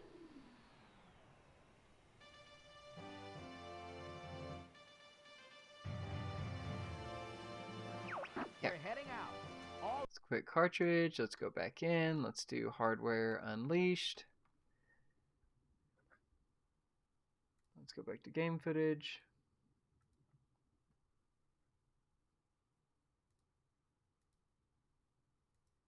And all that footage, I feel like I said it out loud, but I'll just repeat it. This is all running with the BlueRetro adapter from 8-Bit Mods, just because I like that company, and this is using the NSO controller. So I checked, there was no updates for the NSO controller that my Switch told me about, and I've got the latest firmware on this, and it all seemed to work. But I did need to have it plugged into a real N64 to do the firmware update initially. It is nice that it has memory card stuff built into it, which is really handy, and then you can connect to it over a website and then download all that stuff. So it does seem nice. It's probably a little less convenient than if you know, Analogue just added in support for this stuff, because then you could connect any controller and use the virtual memory packs and stuff like that. And I'd still like to see virtual memory packs be usable with like real hardware controllers. Like, could they hijack that signal somehow and say you have a virtual one? Maybe that's not possible, but I'd love to see a whole swath of updates for this that just make it like way easier to use the 64 and way more convenient. So I really hope they get on that. It's a little disappointing seeing like all the, when I go over to the Steam Deck, they are so frequent with updates that sometimes I think, oh, most companies really put out game-changing updates really quickly when new hardware launches, and then no, not quite yet. And maybe they're just, you know, taking all the feedback. I know we're around the holidays here too, that they're probably busy with family and not doing that, but I would still like to see some fast updates for this that just fix a bunch of features and add new things.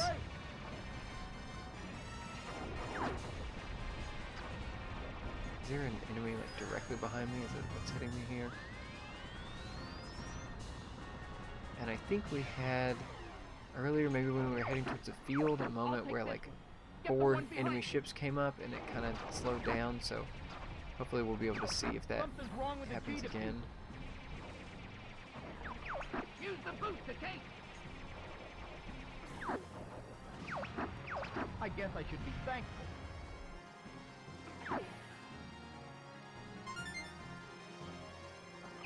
Do a barrel roll.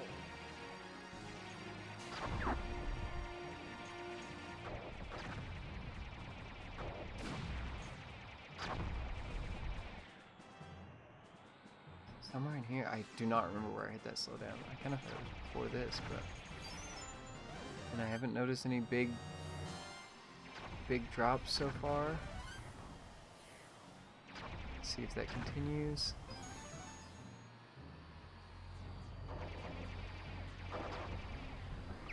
Try a somersault.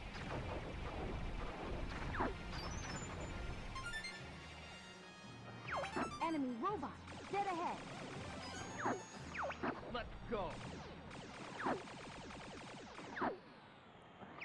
All range mode. Okay, we're going to the boss fight again.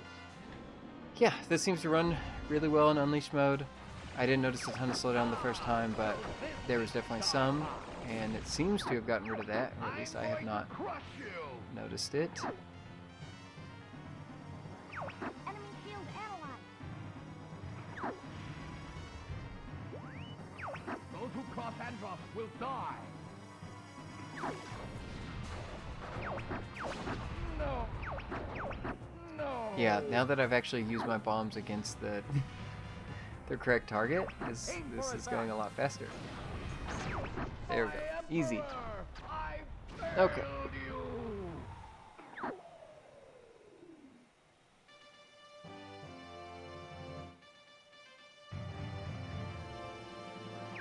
We're heading out. All aircraft report. Oh, okay, Agent X rifle. So I did make the Unleashed mode lag on GoldenEye using 2 grenade launchers at once. I gotta try it with 4 people. Yeah, I'm fine. You okay over there? it makes me wonder what the auto mode does for the overclock. Because when I first heard about that, I was like, oh, it's when like things are slowing down, it will speed it back up to normal in some way, like actively do it.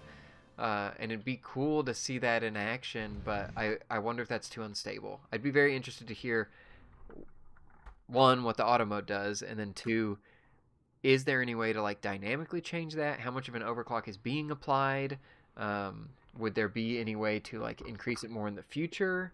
Like why, whatever overclock that unleashes at, why did they decide on that number?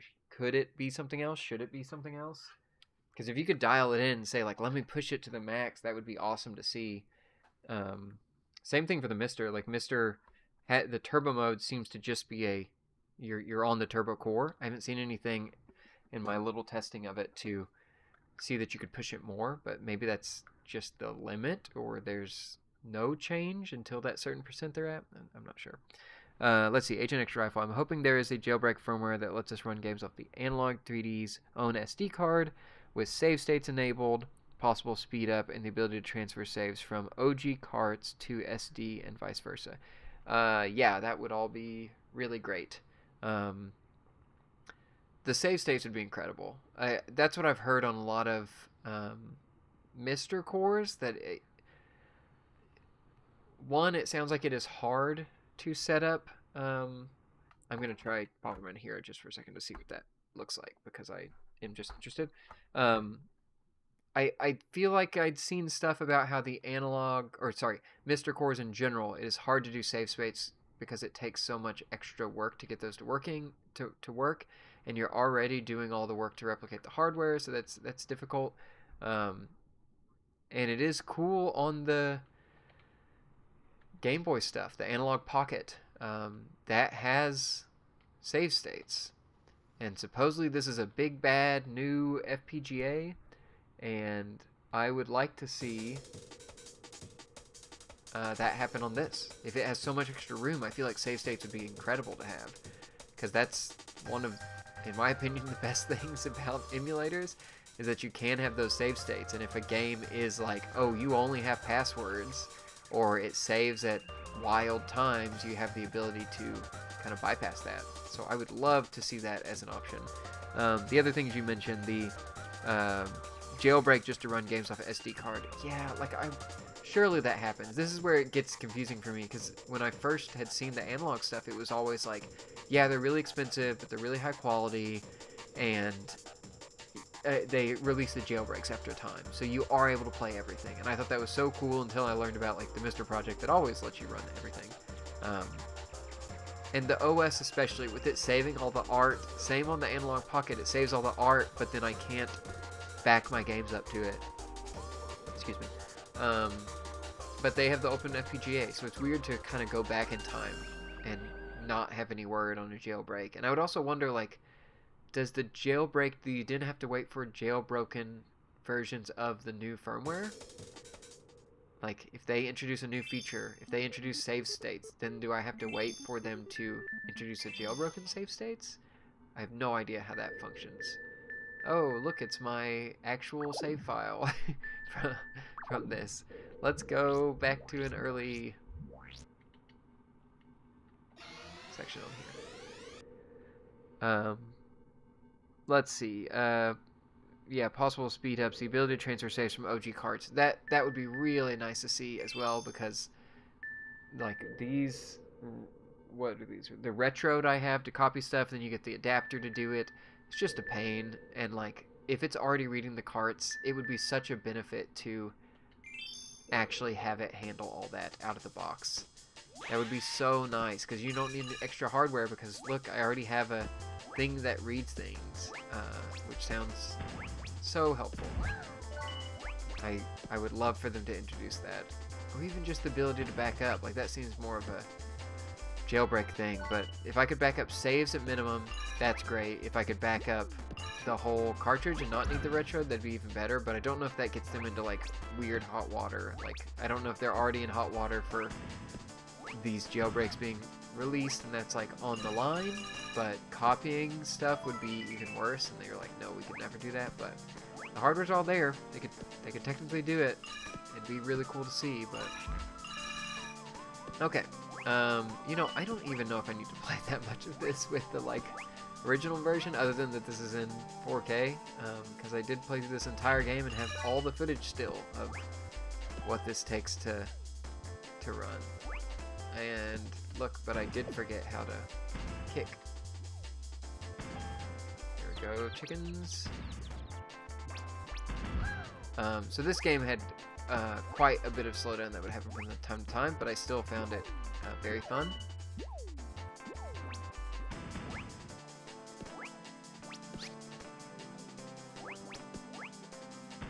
But you can even see like just the stutter of like the camera moving and stuff. Like things slow down on this game for sure.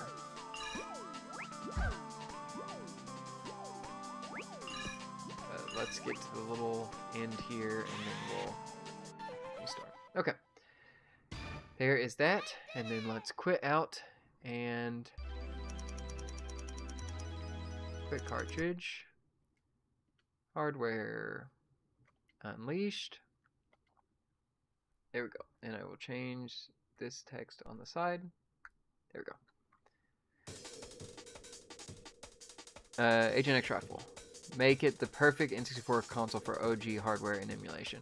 Yeah, that would be so cool to see. I really, really would love to see this just get a ton of updates and everything. Because I do think it's a super sleek, like, all-in-one console. But there's so many, like, there's so much more FPGA in the market than there used to be. Even with the, oh, what is it even called? The Macho Nacho, the Superstation 1 that's coming out. Like, that has a sleek case. It has analog output. It has HDMI output. It'll have the ability to read CDs and, I think, back those up through it. And it has access to all the MiSTer cores in there. But you'll still need some adapters to do different controllers, so I still like the idea of Analog having a, like, this looks like an N64, it sits under my TV, and all my stuff plugs into it. But I think it's going to be, in my mind, harder for them to differentiate when all these consoleized versions start coming out and start being out in the wild. Granted, who knows, they'll probably never be out in the wild. Like, I'm never going to see an Analog console on the store shelf, and I'll probably never see the Superstation 1 on there either, but still, I would love to see them, like, really improve this stuff so it just is, like, the best way, the smoothest way to run this stuff. Less friction. That would be really cool to see. Of just, this is like, if you want to play N64, have we got the thing for you? You just boot this up, you're ready to go. But it'll be interesting to see how they handle all the competition. Because there aren't many FPGA handhelds out there, and so the Analog Pocket I still think is fairly unique. But there's much more in the console space coming out. And I know Macho Nacho has also talked about portable FPGAs and everything as well, so we'll see what comes out of that. Let's see. Figure drawing 4912. In my opinion, it seems unfair to ask for the world right out of the gate. Analog has proven track record of fixing games, adding elements, etc. For the price, the Analog 3D is super plug and play.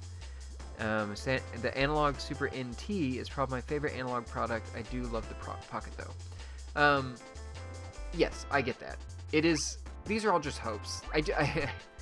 Maybe this is also just me. Like, I just want this to be really good. And it's just because I'm excited for it, and I think it's a really cool piece of hardware.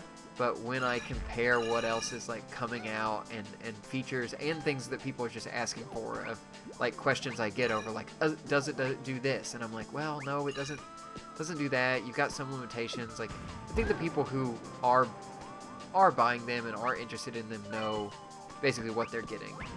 But I do think there's some things that would make maybe the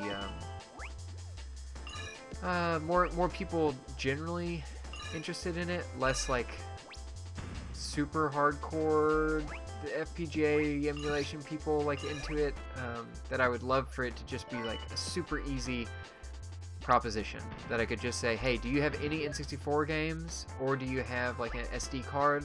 Here's the thing to get. If you have nostalgia for the N64, this is the perfect thing for you. And right now I feel like I've got some caveats to that, but it is, I don't want to undermine that I am having a really good time with it, and I'm very impressed with it. And a lot of it is just my wishful of like, oh, that'd be a really cool feature, that'd really make it impressive. But yeah, out of the gate, I am very happy with it. I feel like I've gotten more than my money's worth, especially when I think about just the price of the RetroTink and N64 cables and even the MiSTer stuff too. Like all the things I have, my real N64 with these games, my MiSTer with these games, all need to run through the RetroTink for me to get good quality out of them, and this is all in one. And it, like, this console is not even half the price of the RetroTink 4K. So I still think it's an incredible, like, deal for someone who has these cartridges and wants to play stuff. It cost me so much more to get this good a quality and record that footage than it would to get one of these and do the same. So that is still impressive, and I do love the Analog Pocket. Is one of my favorite things. It runs so much so well. But yeah, I don't mean this to be a like I'm so disappointed in it. It's just, you know, I think this would be really cool to see added in here, and I'm excited to see where this grows, and I hope it does grow. I hope they keep adding stuff to it. That'd be really cool. Let's see. Figure drawing. Ah, yes, the digital grass is always greener and such. And then definitely the price is a really good selling point. Yep, I definitely agree. Granted, I don't know what what like just normal friend of mine that it like loved N64 back in the day, but has not gone back and is playing these games all the time. I don't know if they're like, you know, they would never consider getting a retro tank. That's not even in the, is that a deal for them? Because they literally never would have gotten that device. It's still like, I feel like people I've shown this to that were big fans of N64 have been really impressed. And even just at the looks of it, like it's so sleek and cool looking. That's really impressed people already, which I do agree. Like it looks really cool. I like Analogue style. It's just, it's simple. It's neat. Yeah. Okay. This definitely doesn't have as many slowdowns. This is not like a night and day difference. There's still, it still feels kind of chunky in some places of how some things are running. But this was one of the games that I slowed down the most when I was trying to determine whether or not I needed to be playing N64 games off emulators on my computer or off the 64 itself. And this one worried me so much with how much slowdown it had in the emulator, and this is what sent me down the path of like, well, are there different N64 emulators I need to set up? And I tried a bunch of different ones, and none of them ran this well. That made me go back and say, I need to be playing this on as close to real hardware as possible, because I'm concerned that these emulators are giving me an experience that is negative to how I want to experience these games. And so it's really cool to see this run better than it does on the real 64, but still better than it did on any emulator for me at all. Like even on the plain N64 mode, it runs better than any emulator I tried this in. So that is cool. Let's go to another game. Figure drawing, if you have a game in particular you want to see, definitely shout it out in here. And then I need to see where on earth did I put my to-do list on what I needed to play through. StarFox is the only one I can remember at this point. Okay, Conker's Bad Fur Day was one, and we did the Rush 2049 with expansion pack. Maybe that's why I had the weird font scaling, because I had the expansion pack in there. Oh, and NES, SNES emulators. I can show that. Most of those things are in the summer cart. Anything else? StarCraft, Gauntlet. Oh, yeah, and I did Mega Man 64. Okay. So I think I've done done that. Okay. Yeah, let's put the summer card in and do a couple things there, because there were a couple requests for very specific stuff in that. Unknown cartridge is this last one, and so I can remove the first unknown cartridge, because that's not the summer cart, and I wish I could almost rename these. It's not like Analogue doesn't know that there's some features of people using these things, but okay, clean, integer, and then we're just going to go unleash for these first ones and see what they do. Cinema Storms, do you have any of the wrestling games? I don't think so. Let me check my list.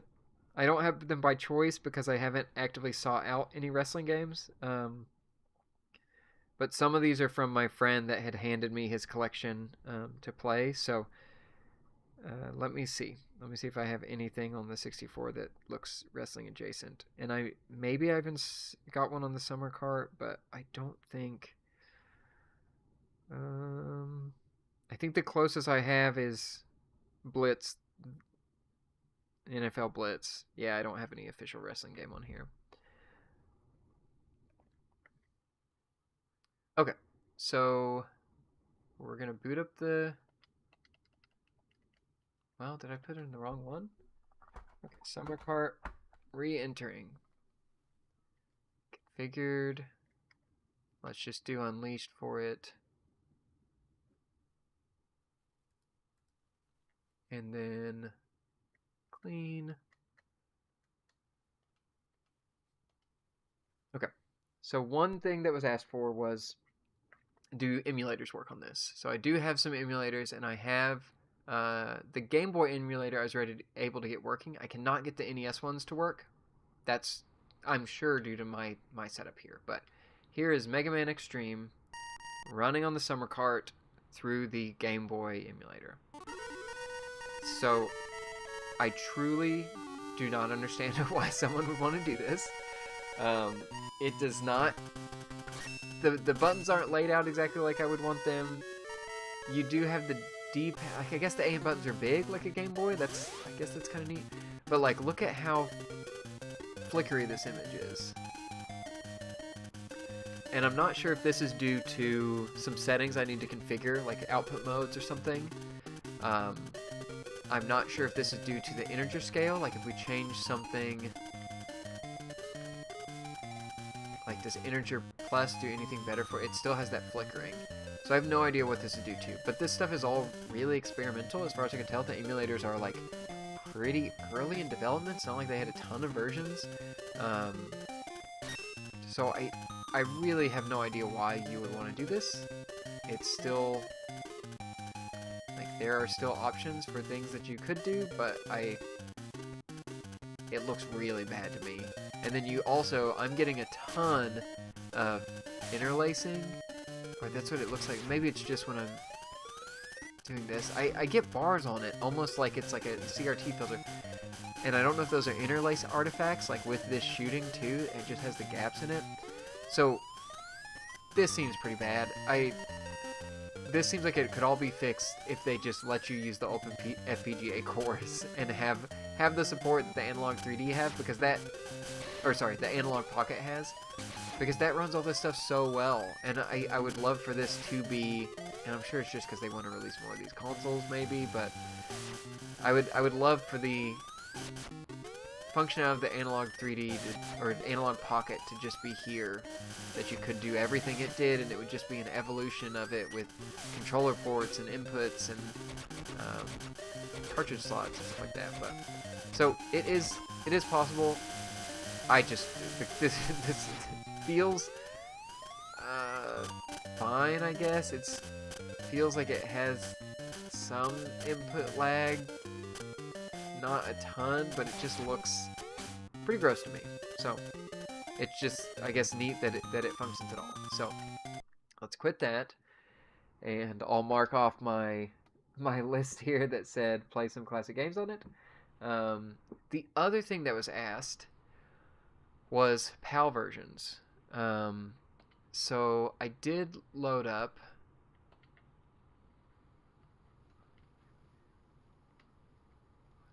a European GoldenEye copy to see if this does anything different. I have no idea what this is going to look like. I don't know if this will have like weird screen tearing because it's running at a different...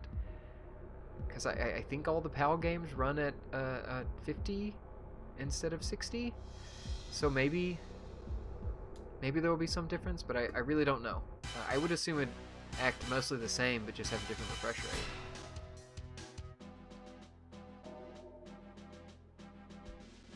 And I'm just running this unleashed because we did already do some footage of GoldenEye in the last video of what this looked like.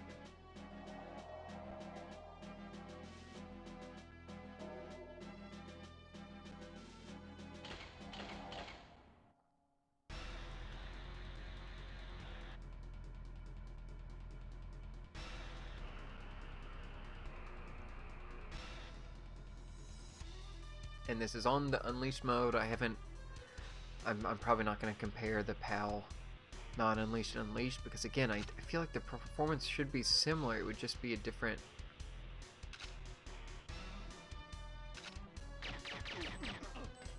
output refresh rate. And I will say, I'm not...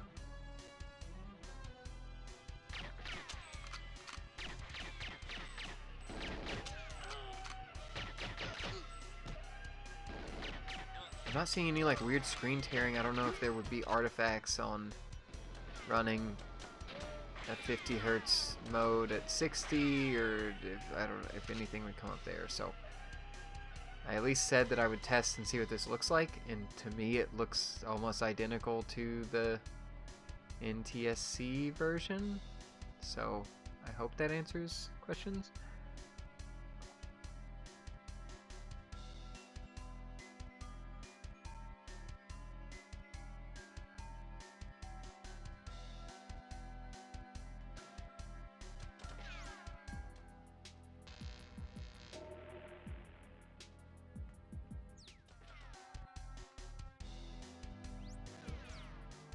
So yeah, here's GoldenEye PAL version.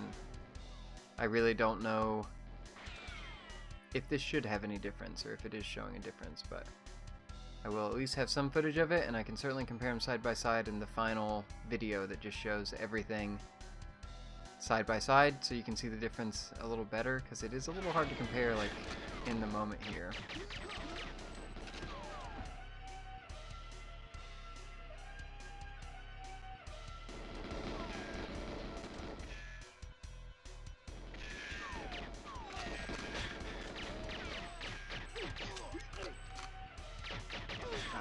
Person took a lot of hits.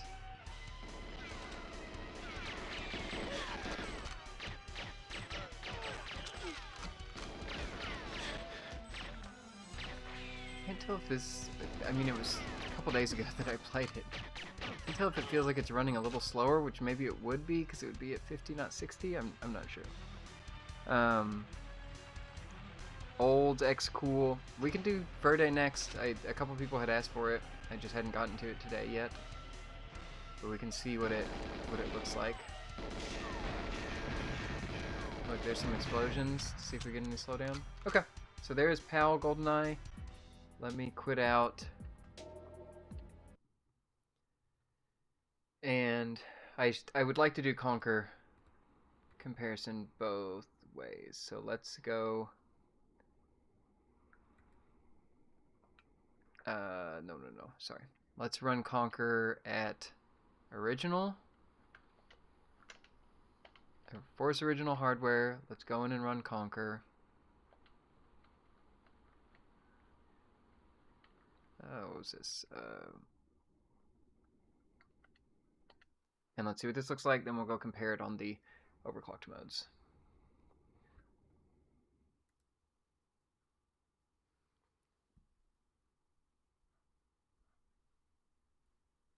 Let's see. Other ones people ask for: StarFox 64, Gauntlet. I can't do Hey You Pikachu. I need to get a mic. What I found very cool is that I can run 64DD stuff on here, and I've never seen that stuff in motion. So we can boot some of those up too, which is really impressive. There was also a unreleased N64 game. I'm even forgetting the name of it, but I did load it on the summer cart before the stream because it just got dumped and added. So that's something we can try as well to see if that has any overclocked improvements. Marvelous.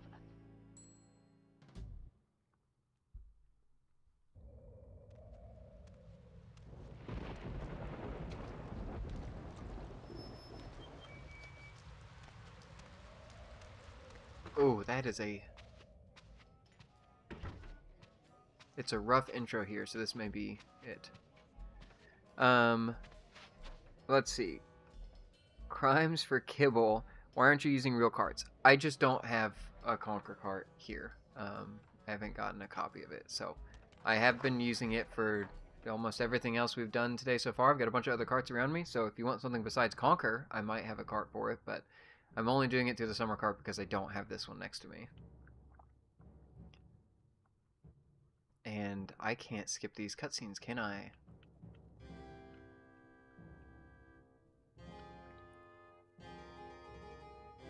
That is the, like...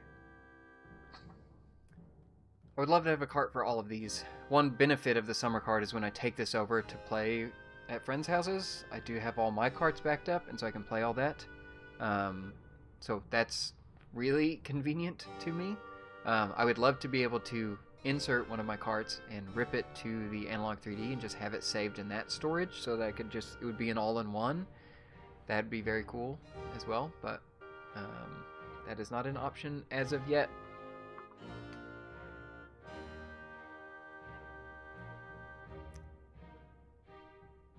Yeah, and I really should have found a save for this. No. Crimes for Kibble. This is a Summer Cart 64 that I'm using today. I don't have an EverDrive. I know those just got updated so that they can work for the Analog 3D because it seemed like support was spotty on release. But the Summer Cart 64 I've had no issues with at all. It's ran everything really well. I know with the EverDrives I think it's a little easier to do the like NES, Super NES stuff because there's already a built-in, I guess, emulator on there and you just drop the ROMs in. So that may be a little easier, but everything else with the summer cart, I've not had any issues with at all. Granted, I haven't played through a full game with the summer cart. I mainly got it for translations, Japanese version games, like the things that I could run there, prototypes and things like that. So I've mainly used it just for testing individual things that I found interesting, and not much more than that. Old X cool. This intro runs like trash on real hardware too. Okay, I mean that's that tells me it's replicating the real hardware so well because it's also running badly here.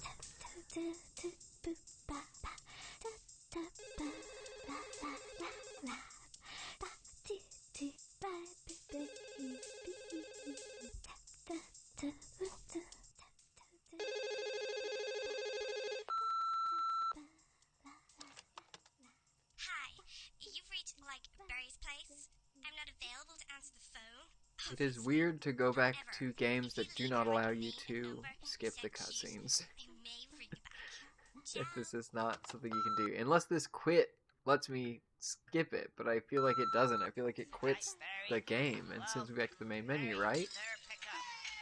Is it just worded badly? Oh, anyway, look. I'm gonna be a bit late. Well, met up with a couple of guys and they're off tomorrow to some, I don't know, some war somewhere. Crimes for Kibble says they're wondering how this compares to running an original cartridge. As far as I'm aware, there's no... you could definitely be out of the loop on this, but as far as I'm aware, there's no difference between the speed of a cartridge versus the speed of the summer cart, because the transfer rates of the microSD card would still be fast enough to match what the N64 could transfer. I am probably making some assumptions there, but yeah, I wouldn't think there would be slowdown caused by the summer cart at all in any case, but I could be wrong. I'll go this way. Oh, no, that's the time. Let's see, Old X Cool, you have to watch every cutscene at least once. Okay.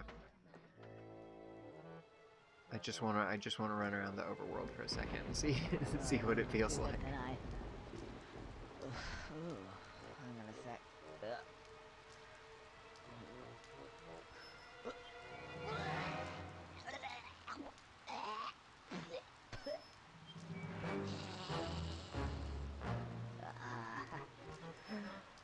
Sorry about that, old chap. Gotta go. And I forget, did Rare Replay add Conker to it, or did it leave Conker out? I know the Xbox had the pseudo remaster of this game, but I don't remember if that got re-released or if it was excluded from Rare Replay in both forms. Can't quite make it out. Anyway, it seems pretty familiar to me. Oh, Conker tells you explicitly that you have to watch every cutscene at least once in the game at some point. That's pretty funny. I have not seen much of this game. I remember some friends had this growing up, and I always felt like, oh, is this just like a South Park game? I didn't understand any of the like history of this character. No, continue. This is a lengthy cutscene, but you know what? We're here to capture footage, and I guess we're getting it. What I don't really want to do tonight is replay this exact same cutscene in the overclocked mode. I want to see if we can save and then just boot to that same spot. That is the one sad thing about the summer cart, is when I walk into a store and buy an N64 cartridge, as of yet to find a Conker cartridge, that you normally have saves on them, and so I can jump into the game to capture footage from a save from someone's previous history with this game, and the summer cart does not allow me to do that, because I would have to like manually load up a save file, and I'm not even sure that would work for an emulator, but to load up a save file here, I'd have to put it on the memory pack somehow through the SD card, and that would be kind of complicated. So like, it's a little hairy. I haven't tried forcing a save state into one of these yet, but I'm sure you could do it. It'd just be a little bit of work to download it and then make sure that you put it onto the memory pack storage method that is used by the Analogue 3D, or onto these other ones that people make.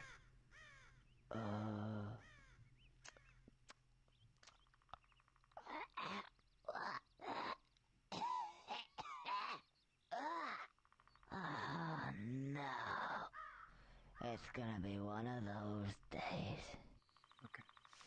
I will get control soon, right? Yes. Okay. Here we go. We have Conker. It would be impossible for me to tell that there's any slowdown because I'm still drunk here with no ability to do anything.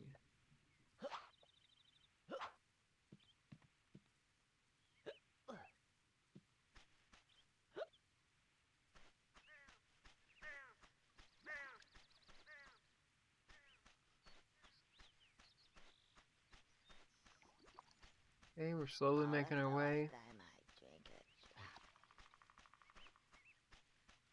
You know, that shadow is pretty impressive. Ugh, I don't feel so good. Guess I didn't realize that the shadow's actually Feel changing based on the, like, individual lights in here. I think the most I've played of this game has been the Xbox One because I had a demo that had a demo disc from official Xbox magazine that had a copy, or like a demo for that Conker remaster remake thing. So I played a little bit of that, but not much of the actual game or original. No. No. Oh, so you can't help me at all. Actually, yes, I can. Maybe. Okay. What's your name? Still can't move forward on this. You haven't got a beard. No. Birdie. I scare birdies. Okay, Birdie. So can you help me? Right. Let's step over here.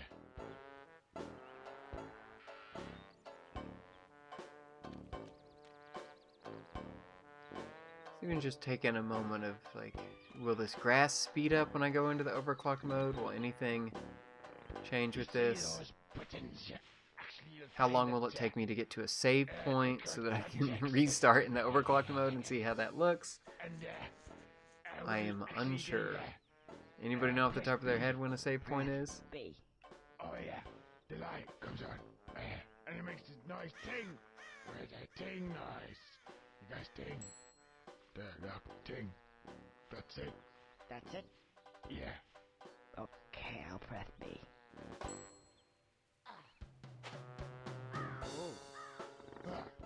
I don't mind if I do.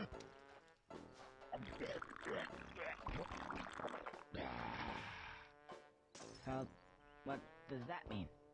It means contact sensitive. It's sensitive. The game autosaves. Contacts. Do you think it's already autosaved that I could restart Okay. and play this? I really just want to jump around. But boy, it's heavy in cutscenes. It's impressive.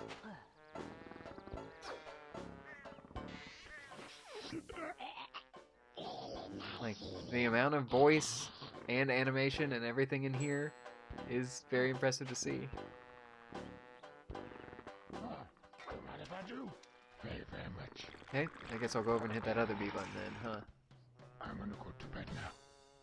Nay.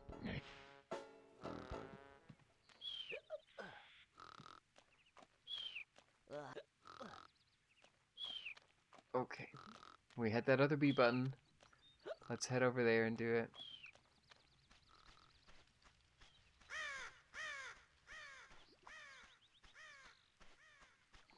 Yeah, even turning the camera in these areas that have almost nothing going on,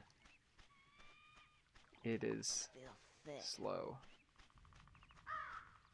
I would get to the point where you become sober before you reset. Okay.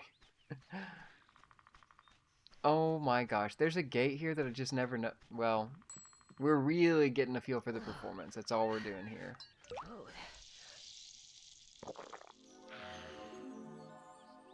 Oh, just what I needed. In fact, it would seem to me that these give me just what I need at that moment in time. Hmm. The eyes are really I see what you impressive in mean. this too. Context sensitive. Clever. I feel loads better. Right, let's get out of here.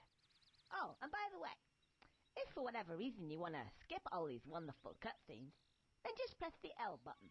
But you will have to have watched them at least once. Wow, this is exactly the scene y'all were talking about.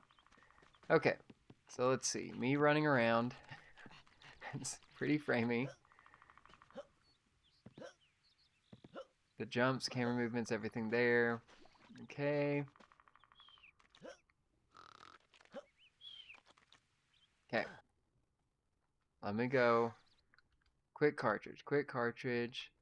Change this to unleashed. Go back into here. We'll see what this looks like. Okay. No. Conker's been pretty. Okay.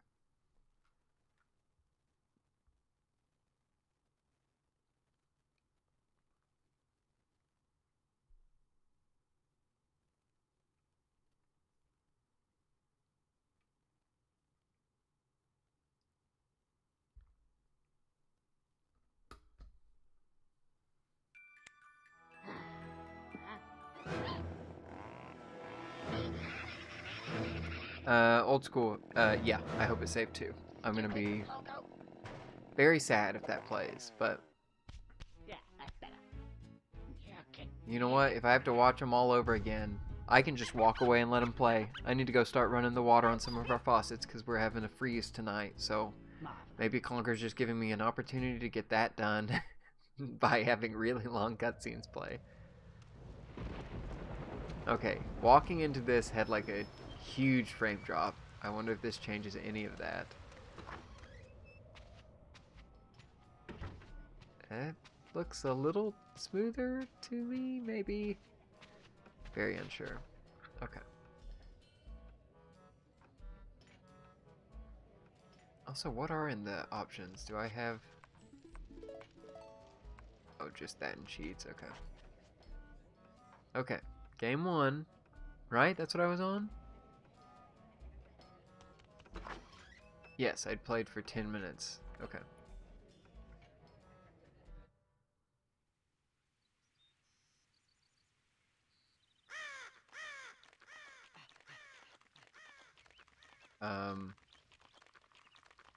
That's a huge improvement. That feels so much smoother. I'm still getting a little, like... It feels like a little framey. But even just the jump, like the smooth camera movement up and down, that felt like a slideshow as I was going up and down there. Just the camera movement and spinning around like this, like it. That was so inconsistent before. That feels so much better. And let's see, we did say we wanted to like stand in the grasses here and see what this would look like, because these grasses were all moving. The grass is still updated at a slow rate, so that's just like normal. So nothing there. But yeah, that looks so much smoother to me. I don't know if that's coming across in the video as well, but... Oh, I can't seem to get any further. I'm sure there was something. Ah, yes, now I remember. Hold the Z button down, and I should crack. Now then, what was it? Oh yeah. Press A to jump extra high. Then A again to do that I got it, funny I got it. helicopter tail thing. I got it, Conker. Oh, and we really need to play Spiderman too. I put that as the game to assign to this live stream because you can't say Are you sure you got that? you can't say you're playing multiple games, and I haven't even played Spiderman yet.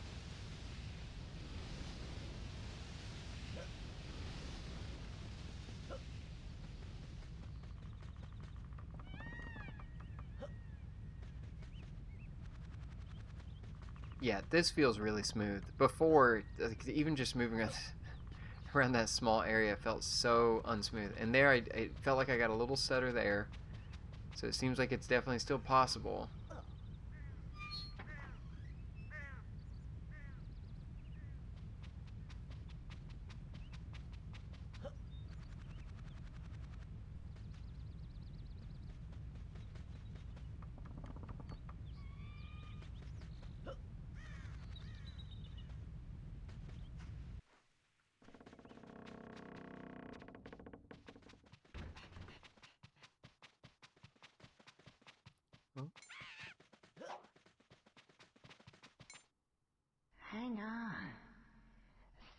pressing here. Okay. Didn't Press I B. have a... Try pressing B and see what that does. Are you sure you've got that?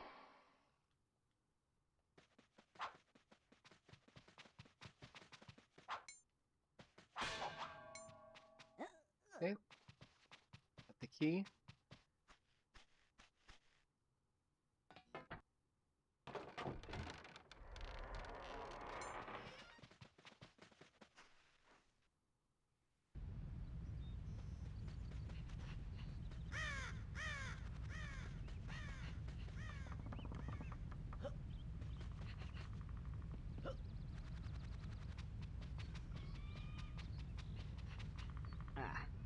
Who's this guy? Okay. If you think you're I don't know if coming anybody this wants to way, see more of this, but I feel like we've already shown how Sure, much of we'll an show 'em. improvement just I just moving the wanna go character fast, is and the see? camera movement, so I feel like that's No. decent. I don't Also think trying to so. fit in as many games as I can here know before I just need to got comfy. like sign off. So Have you ever sat on a piece of Gothic architecture for 200 years? so that's It's probably like good. glass, you know. I don't see anyone rushing to What you say got play time more to- Conker, please. So we'll Move on quit to out a of this. pitch, say. And the one. Let's see. Let's see if. Well, I should play Spiderman for truthfulness. Oh,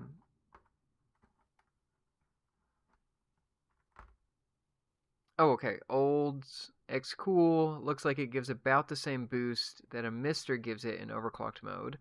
Not as much as Mupin 64 Plus, but that's not exactly fair. Yeah, I was surprised. I don't know if you've spent. It sounds like you spent some time with the Mr. N64 Turbo Core, but it seemed like the Analog 3D got way. No, reset to defaults. I don't know what that was at before. The Analog 3D to me seemed like it had way less slowdown than the Turbo 64 core did on the Mr. project. That could just be me. I recorded the footage, so I'll go through and like fully compare and do side by side and stuff. But I don't know if you have any info on the Mr. Turbo core and maybe any of its limitations, or if you've seen any differences between the Analog's power and the Turbo core. Because I was a little surprised by that. I thought they would be more similar, especially because I saw like DK64 shows exactly the same issues. The same issue as... Oh, sorry, let me go to Force Original Hardware here. DK64 has where you miss the vine in the intro video, where it shows... Oh, and I forgot to change this text on that last one, so that's going to be confusing.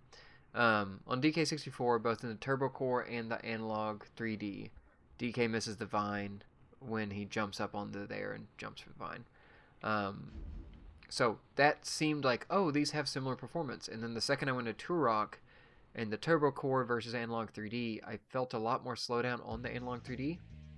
A lot more slowdown on the Mr. Turbo Core than on the Analog 3D. The Analog 3D felt much more smooth to me. But I don't know if that is due to any extra work you have to do on the Turbo Core, just incompatibility with certain games or something like that. But DK seemed almost identical between the two as far as I could tell. I didn't do metrics on like the actual frame rate on it running there because I need to see if I can even set on any of that stuff up on my computer and get that open source software working. But definitely on Turok, it felt like the Turbo Core was just not cutting it for that game. So I'd be interested to see anything of like how much do they need to do to make this work? Like, does the Analog 3D have more overhead? Could it handle more stuff in the future, or can it handle more stuff now and the Turbo Core only works with certain things? I just haven't messed around with it that much, at least on the Mr. side to compare. Let's see. Old X Cool. Yeah, I wasn't too impressed with the Turbo Core because the frames can still drop frames like crazy in some points where rear hardware doesn't. Oh, sorry, I need to read this with like a break between my words. I wasn't too impressed with the Turbo Core because the frames can still drop frames like crazy in some points where real hardware doesn't, making games like Perfect Dark not so fun to play. Okay, interesting. Yeah, when I first heard about the turbo core, it sounded extremely experimental. So I was surprised to see a few people asking about how the turbo core compared, and couldn't you just get the same performance from the Mister and stuff like that. From my limited testing, it does seem like the Analogue 3D has more headroom and thus has some better performance. But I'll be interested to see more in-depth testing on people who, I guess, have more experience with the turbo core, because I've spent limited time with it, just done some early comparisons just to see, and I was a little surprised by the differences there. And that's all to say, this is perfect. This still drops frames when it's in the turbo, like overclocked mode and everything. It just seems a little more consistent so far from what I've seen. Okay, so that's Spiderman. And then let me quit, go back out here, change the text to say overclocked, change this, and let's see if we notice anything. Back to Unleashed, Spider-Man.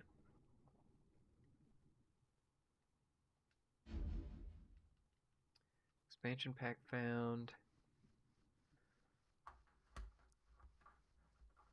And where did I put Tooie? What do we have here? There's Tooie, okay. Crimes for Kibble. This looks great for a 64 game, Spider-Man. I only ever played the PlayStation version. Yes, that is the same with me. I have never played the N64 version.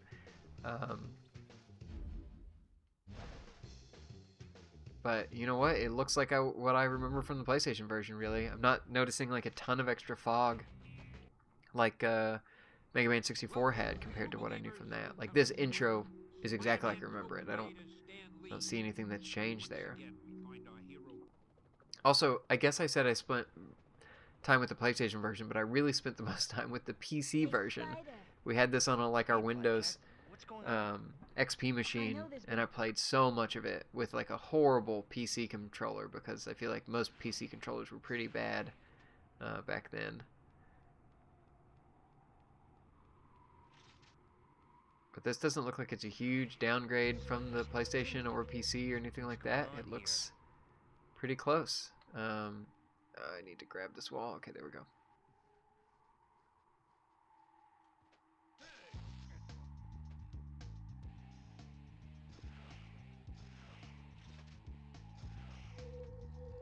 And I didn't notice a bunch of stuff when we were first playing this, but not noticing like a drastic improvement in anything so far. This feels about the same as it did before.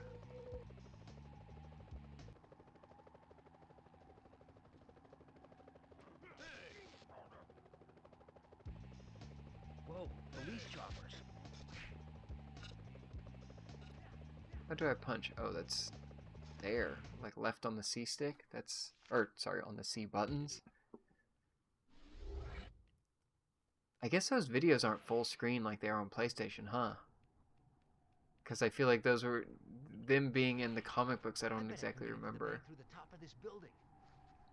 Also, I'm missing the Spider-Man PS4 ability to just sprint up, sprint up these buildings. This game had so much, like, this felt like a stealth game to me anytime I played it as a kid.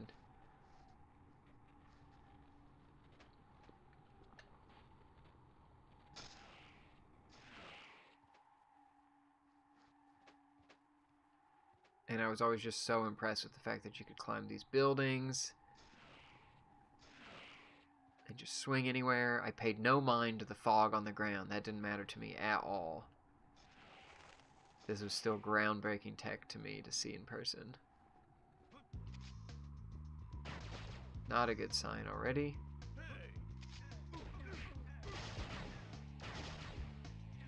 I'm just trying to see if anything slows down or looks weird in the Unleashed mode, but seems pretty good. Pretty good so far. Okay. What were some others that people wanted to see? Oh, they did want to see Gauntlet, so let's go back to the summer cart real quick, because I don't have a cart of this next to me.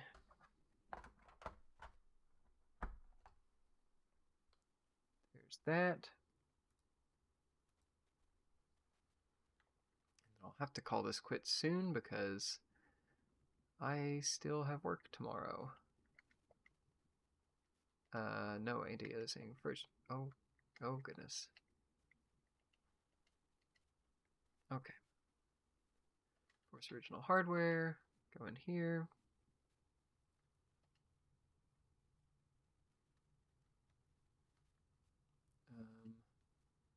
What did I say I was doing? Gauntlet.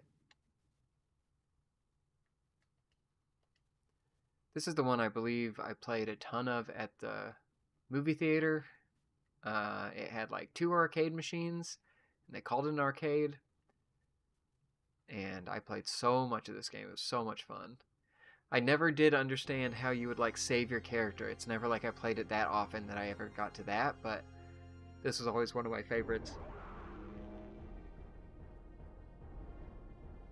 Mainly just because it was like 4-player, but fun 4-player, and it was like the gold going up at every time. As you gained it was so cool.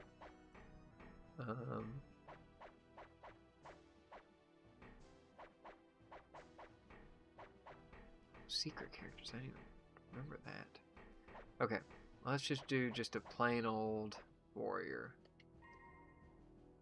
Sure. Okay.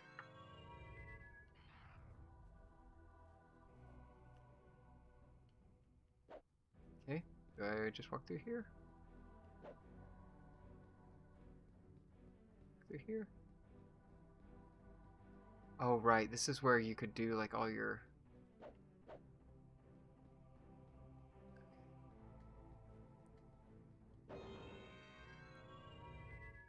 This is the hub world. It is... It would be so cool to be able to change the hardware just at runtime so you could immediately like swap back and forth between it.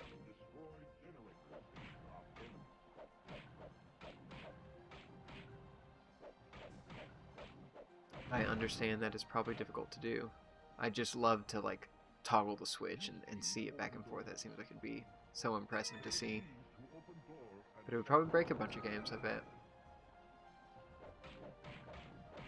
Oh, it's nice you can just hold A as well.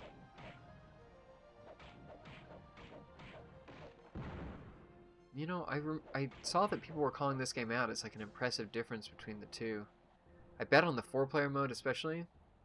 It's not like it runs awful right now. It seems to be fine, but I also don't have a lot of enemies on screen.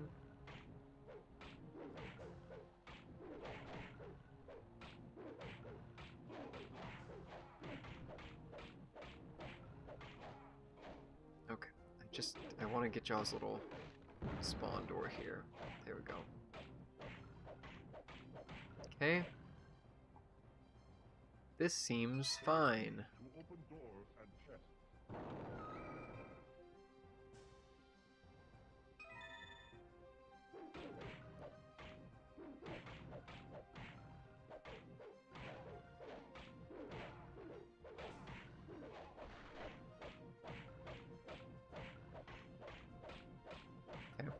Okay.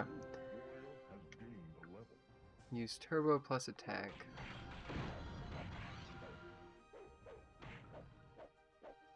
Ah. Okay, the thing, old Zex Cool says it was more about its multiplayer where the overclock was really noticeable. That would make perfect sense. But while we're here, let's go ahead and try it. Do we notice any change in just the single player mode?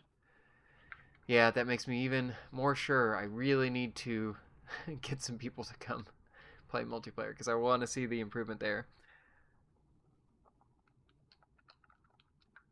Okay, okay.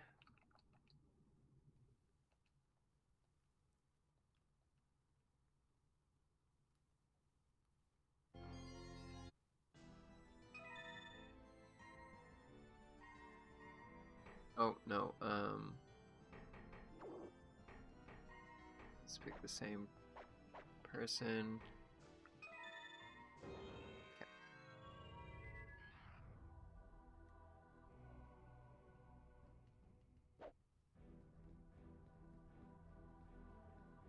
Feels like I run a little faster. maybe I'm imagining that, but that felt like I got to that area a lot quicker. You are now entering the Valley of Fire. You've managed to kill enemies.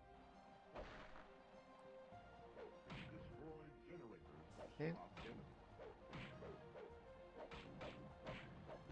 enemies. Whiskey.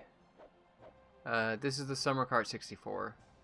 I'd gotten it to be able to use them on real N64, and then with the hope that it would work with the analog, and I've had 0 issues with it so far. The only thing I could see the benefit from on the actual Summer Cart is, I think the EverDrive seemingly has better support for emulators out of the box, which seems like it could be neat. This, you had to do a little extra setup. I could only get the Game Boy stuff running.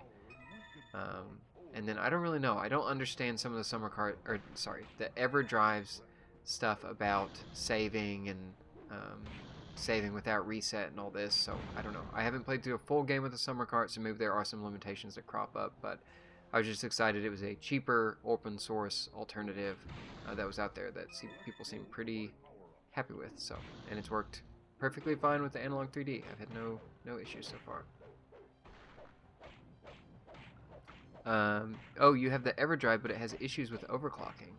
Oh, does it, once you get into the games, is it fine, or does it have issues throughout?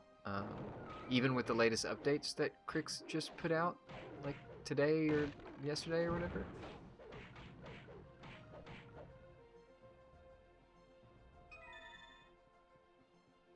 This just seems like it's even smoother than it was before, and I'm sure that's great for multiplayer, where this is already moving faster than it was before, but it's not like it was terrible. But I'm sure, yeah, once you add 4 players in, those extra frames help a lot, and just that extra overhead for hordes of enemies and 4 players and all that.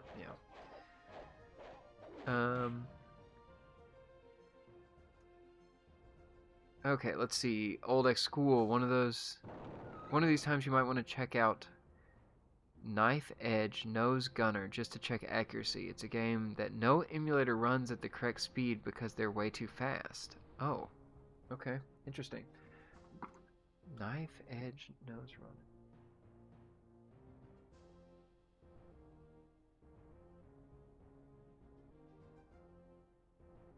Knife Edge Nose Gunner. Okay, I wrote it down. Whiskey has crashes before the game starts, but he's trying to make a fix for overclocking. Ugh, that's really unfortunate. I mean, until it was brought up a minute ago, there was questions of whether or not the Summer Cart would be making games run slower or changing a difference. I don't actually know. I never thought about that. I assumed that these would be exactly the same as like a flash cart would run the games exactly as real hardware. So I wonder if this is all just incompatibility with some stuff Analogue hasn't tested or made working. Like, could Analogue fix something that would make all the flash cards work better, or is that something that Crix has to do on their end? That'll be interesting to see. Okay, I'm booting out of this one, but I did want to see, and learning that is mostly multiplayer makes sense to me. Let's see. We did Gauntlet. Do I actually have StarFox loaded up? Or not StarFox. What time is it? Oh, it's already 1 a.m. my time. Okay. That may have to be it for today. What I am kind of interested in, I guess I'll end it with this one, and we'll just stay on the... I didn't even change the text again. That's so confusing. Why am I doing this? We'll do it in the overclocked mode, Unleashed, which it was on for Gauntlet in that last video. I just forgot to change it. I want to try this new game that just got dumped. So let's look at that. The one thing I was interested in is there's 64DD stuff that works on here, and I've noticed no issues so far, even though it's really confusing. But there was the prototype of Viewpoint 2064. And this just got dumped, and I'm interested to see what this looks like. I know people have been sharing stuff about this, that this was like, I guess, canceled, but actually finished, and I want want to see just, hey, we've got an unfinished game. How does it handle the overclock?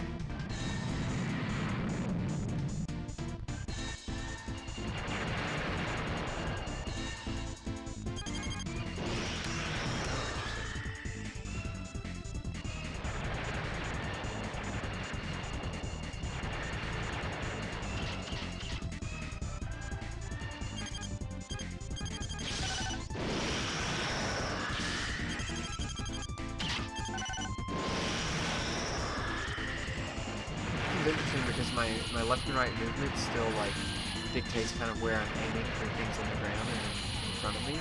But I also have my lock on, which seems to stop my normal firing. So I have to choose between which mode I want to do. Do I want the small shots or do I want to kind of... Oh, and I can't move up and down. I'm just left and right on the bottom.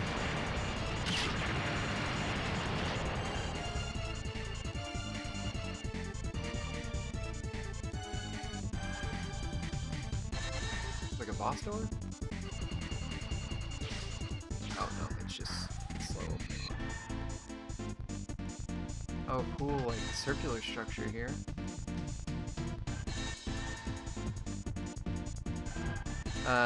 Yes, Whiskey, I have the 8-bit DOE official controller. Right now I'm playing with just the original N64 controller. The 8-bit DOE one, I think it feels nice in the hand, but on especially first-person games, I found it extremely hard to use. It just feels way too sensitive to where I can hardly touch that stick without just like flying around. The view, F-Zero also felt like pretty squirrely on it. So I'm really hoping they introduce an update to those that lets me customize almost like the curve or sensitivity or something, because that thing needs to be turned way down. Especially, I played Quake and Turok with it. I feel like I could not aim, and it just turned so fast with me even getting a feather touch on it. Do you have one? What have been your thoughts on it? I was hoping I wouldn't notice it as much as I did, but it seemed fine for like Smash Brothers and stuff. It just... the minute control of like a shooter, that's where it seemed really difficult to use. And they're, I guess, racing games too.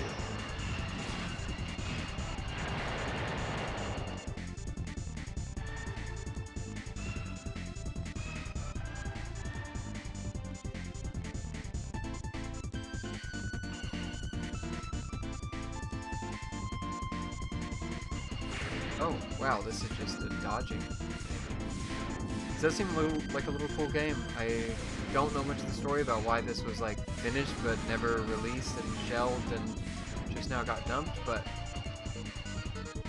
it does seem like a cool game. I like the mixture of like StarFox and bullet hell shooter. That's interesting to see.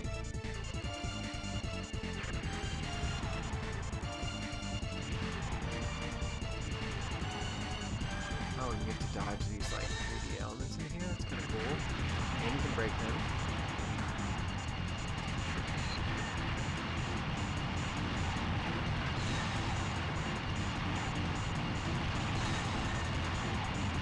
It seems neat little prototype out there. Slash, I think it is the full game, but it was finished when it just wasn't released.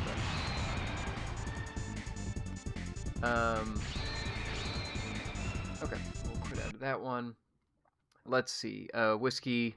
I do not have one, but I am tempted to buy one. But I already have a Retro Fighter 64. Yeah, I have a Retro Fighter 64. I had the same problem with the Retro Fighter 64, honestly, that I have with the 8-bit at the 8-bit DOE 64 controller or whatever. They both feel way too sensitive to me.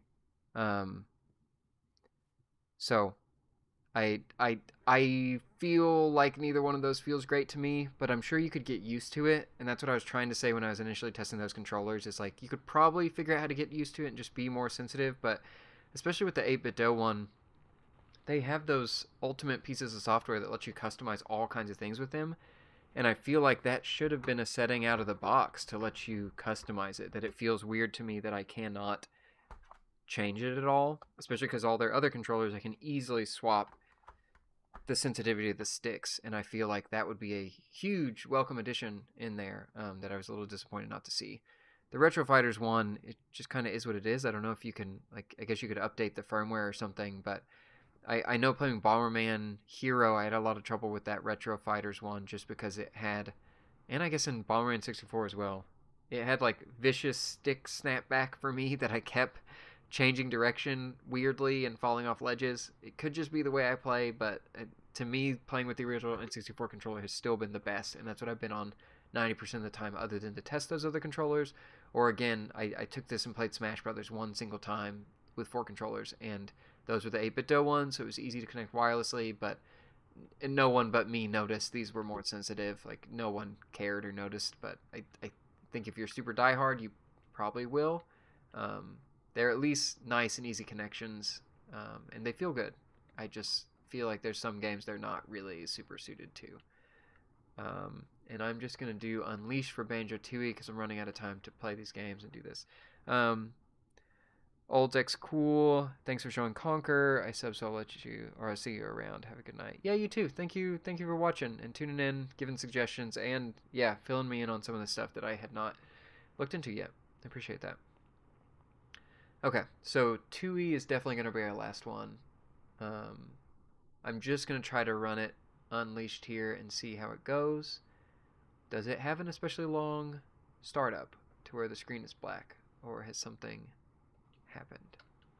Let me quit it because it did seem to take a second to recognize. Okay, Tooie is in here. Still got all the configury stuff. I'm not doing the normal mode. I'm just doing overclock. We'll see how this goes. Okay, there we go.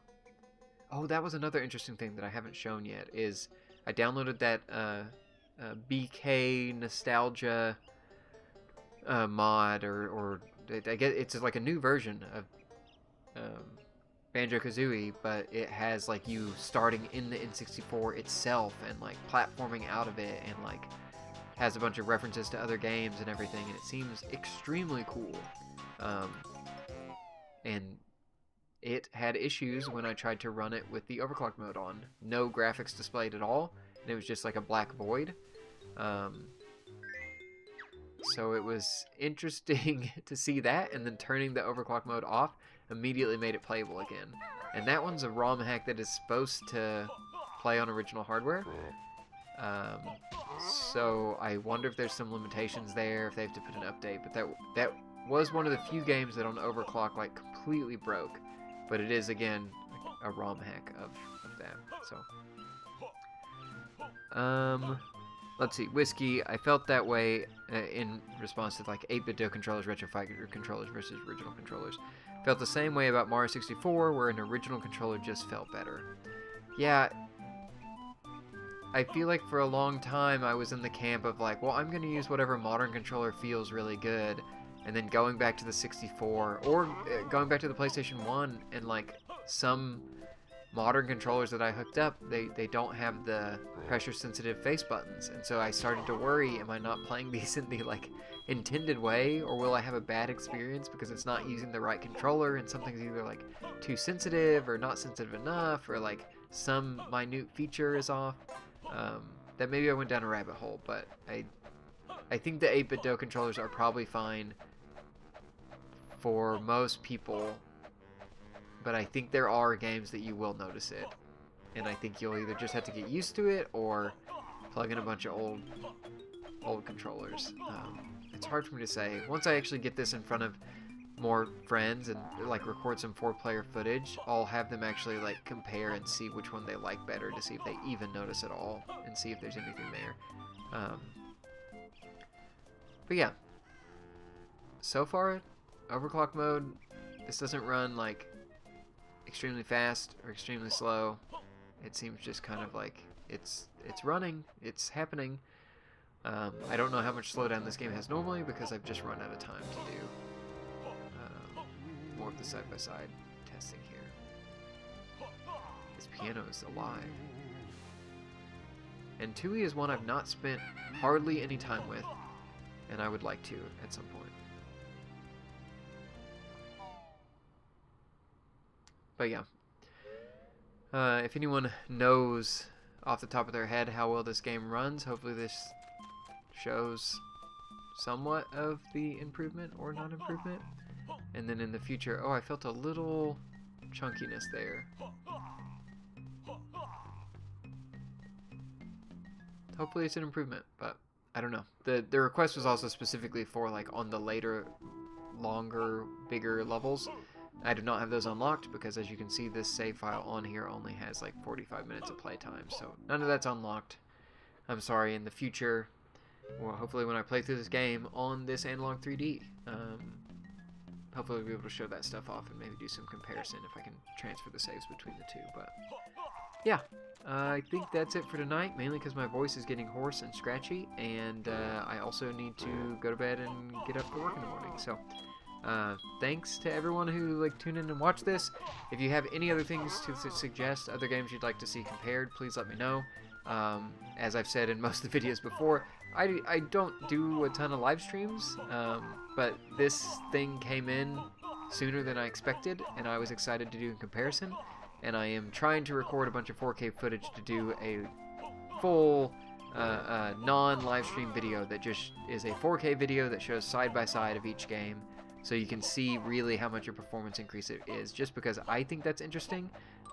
So these streams have largely been, hey, I want to test this, it seems fun, and let me record some 4K footage in the background while I stream out at 1080p, because my computer can't handle recording 4K and streaming 4K. But yeah, I can keep streaming. It's been fun to get people chiming in and stuff if people want to see other stuff. Hopefully people's Analogue 3D start coming in and they don't even need to bother with live streams because they're playing it themselves and having a grand old time. But appreciate everybody who's been watching, and I look forward to either chatting more about these consoles or streaming more about them in the future. So thanks everybody, and I will see you next time. Bye.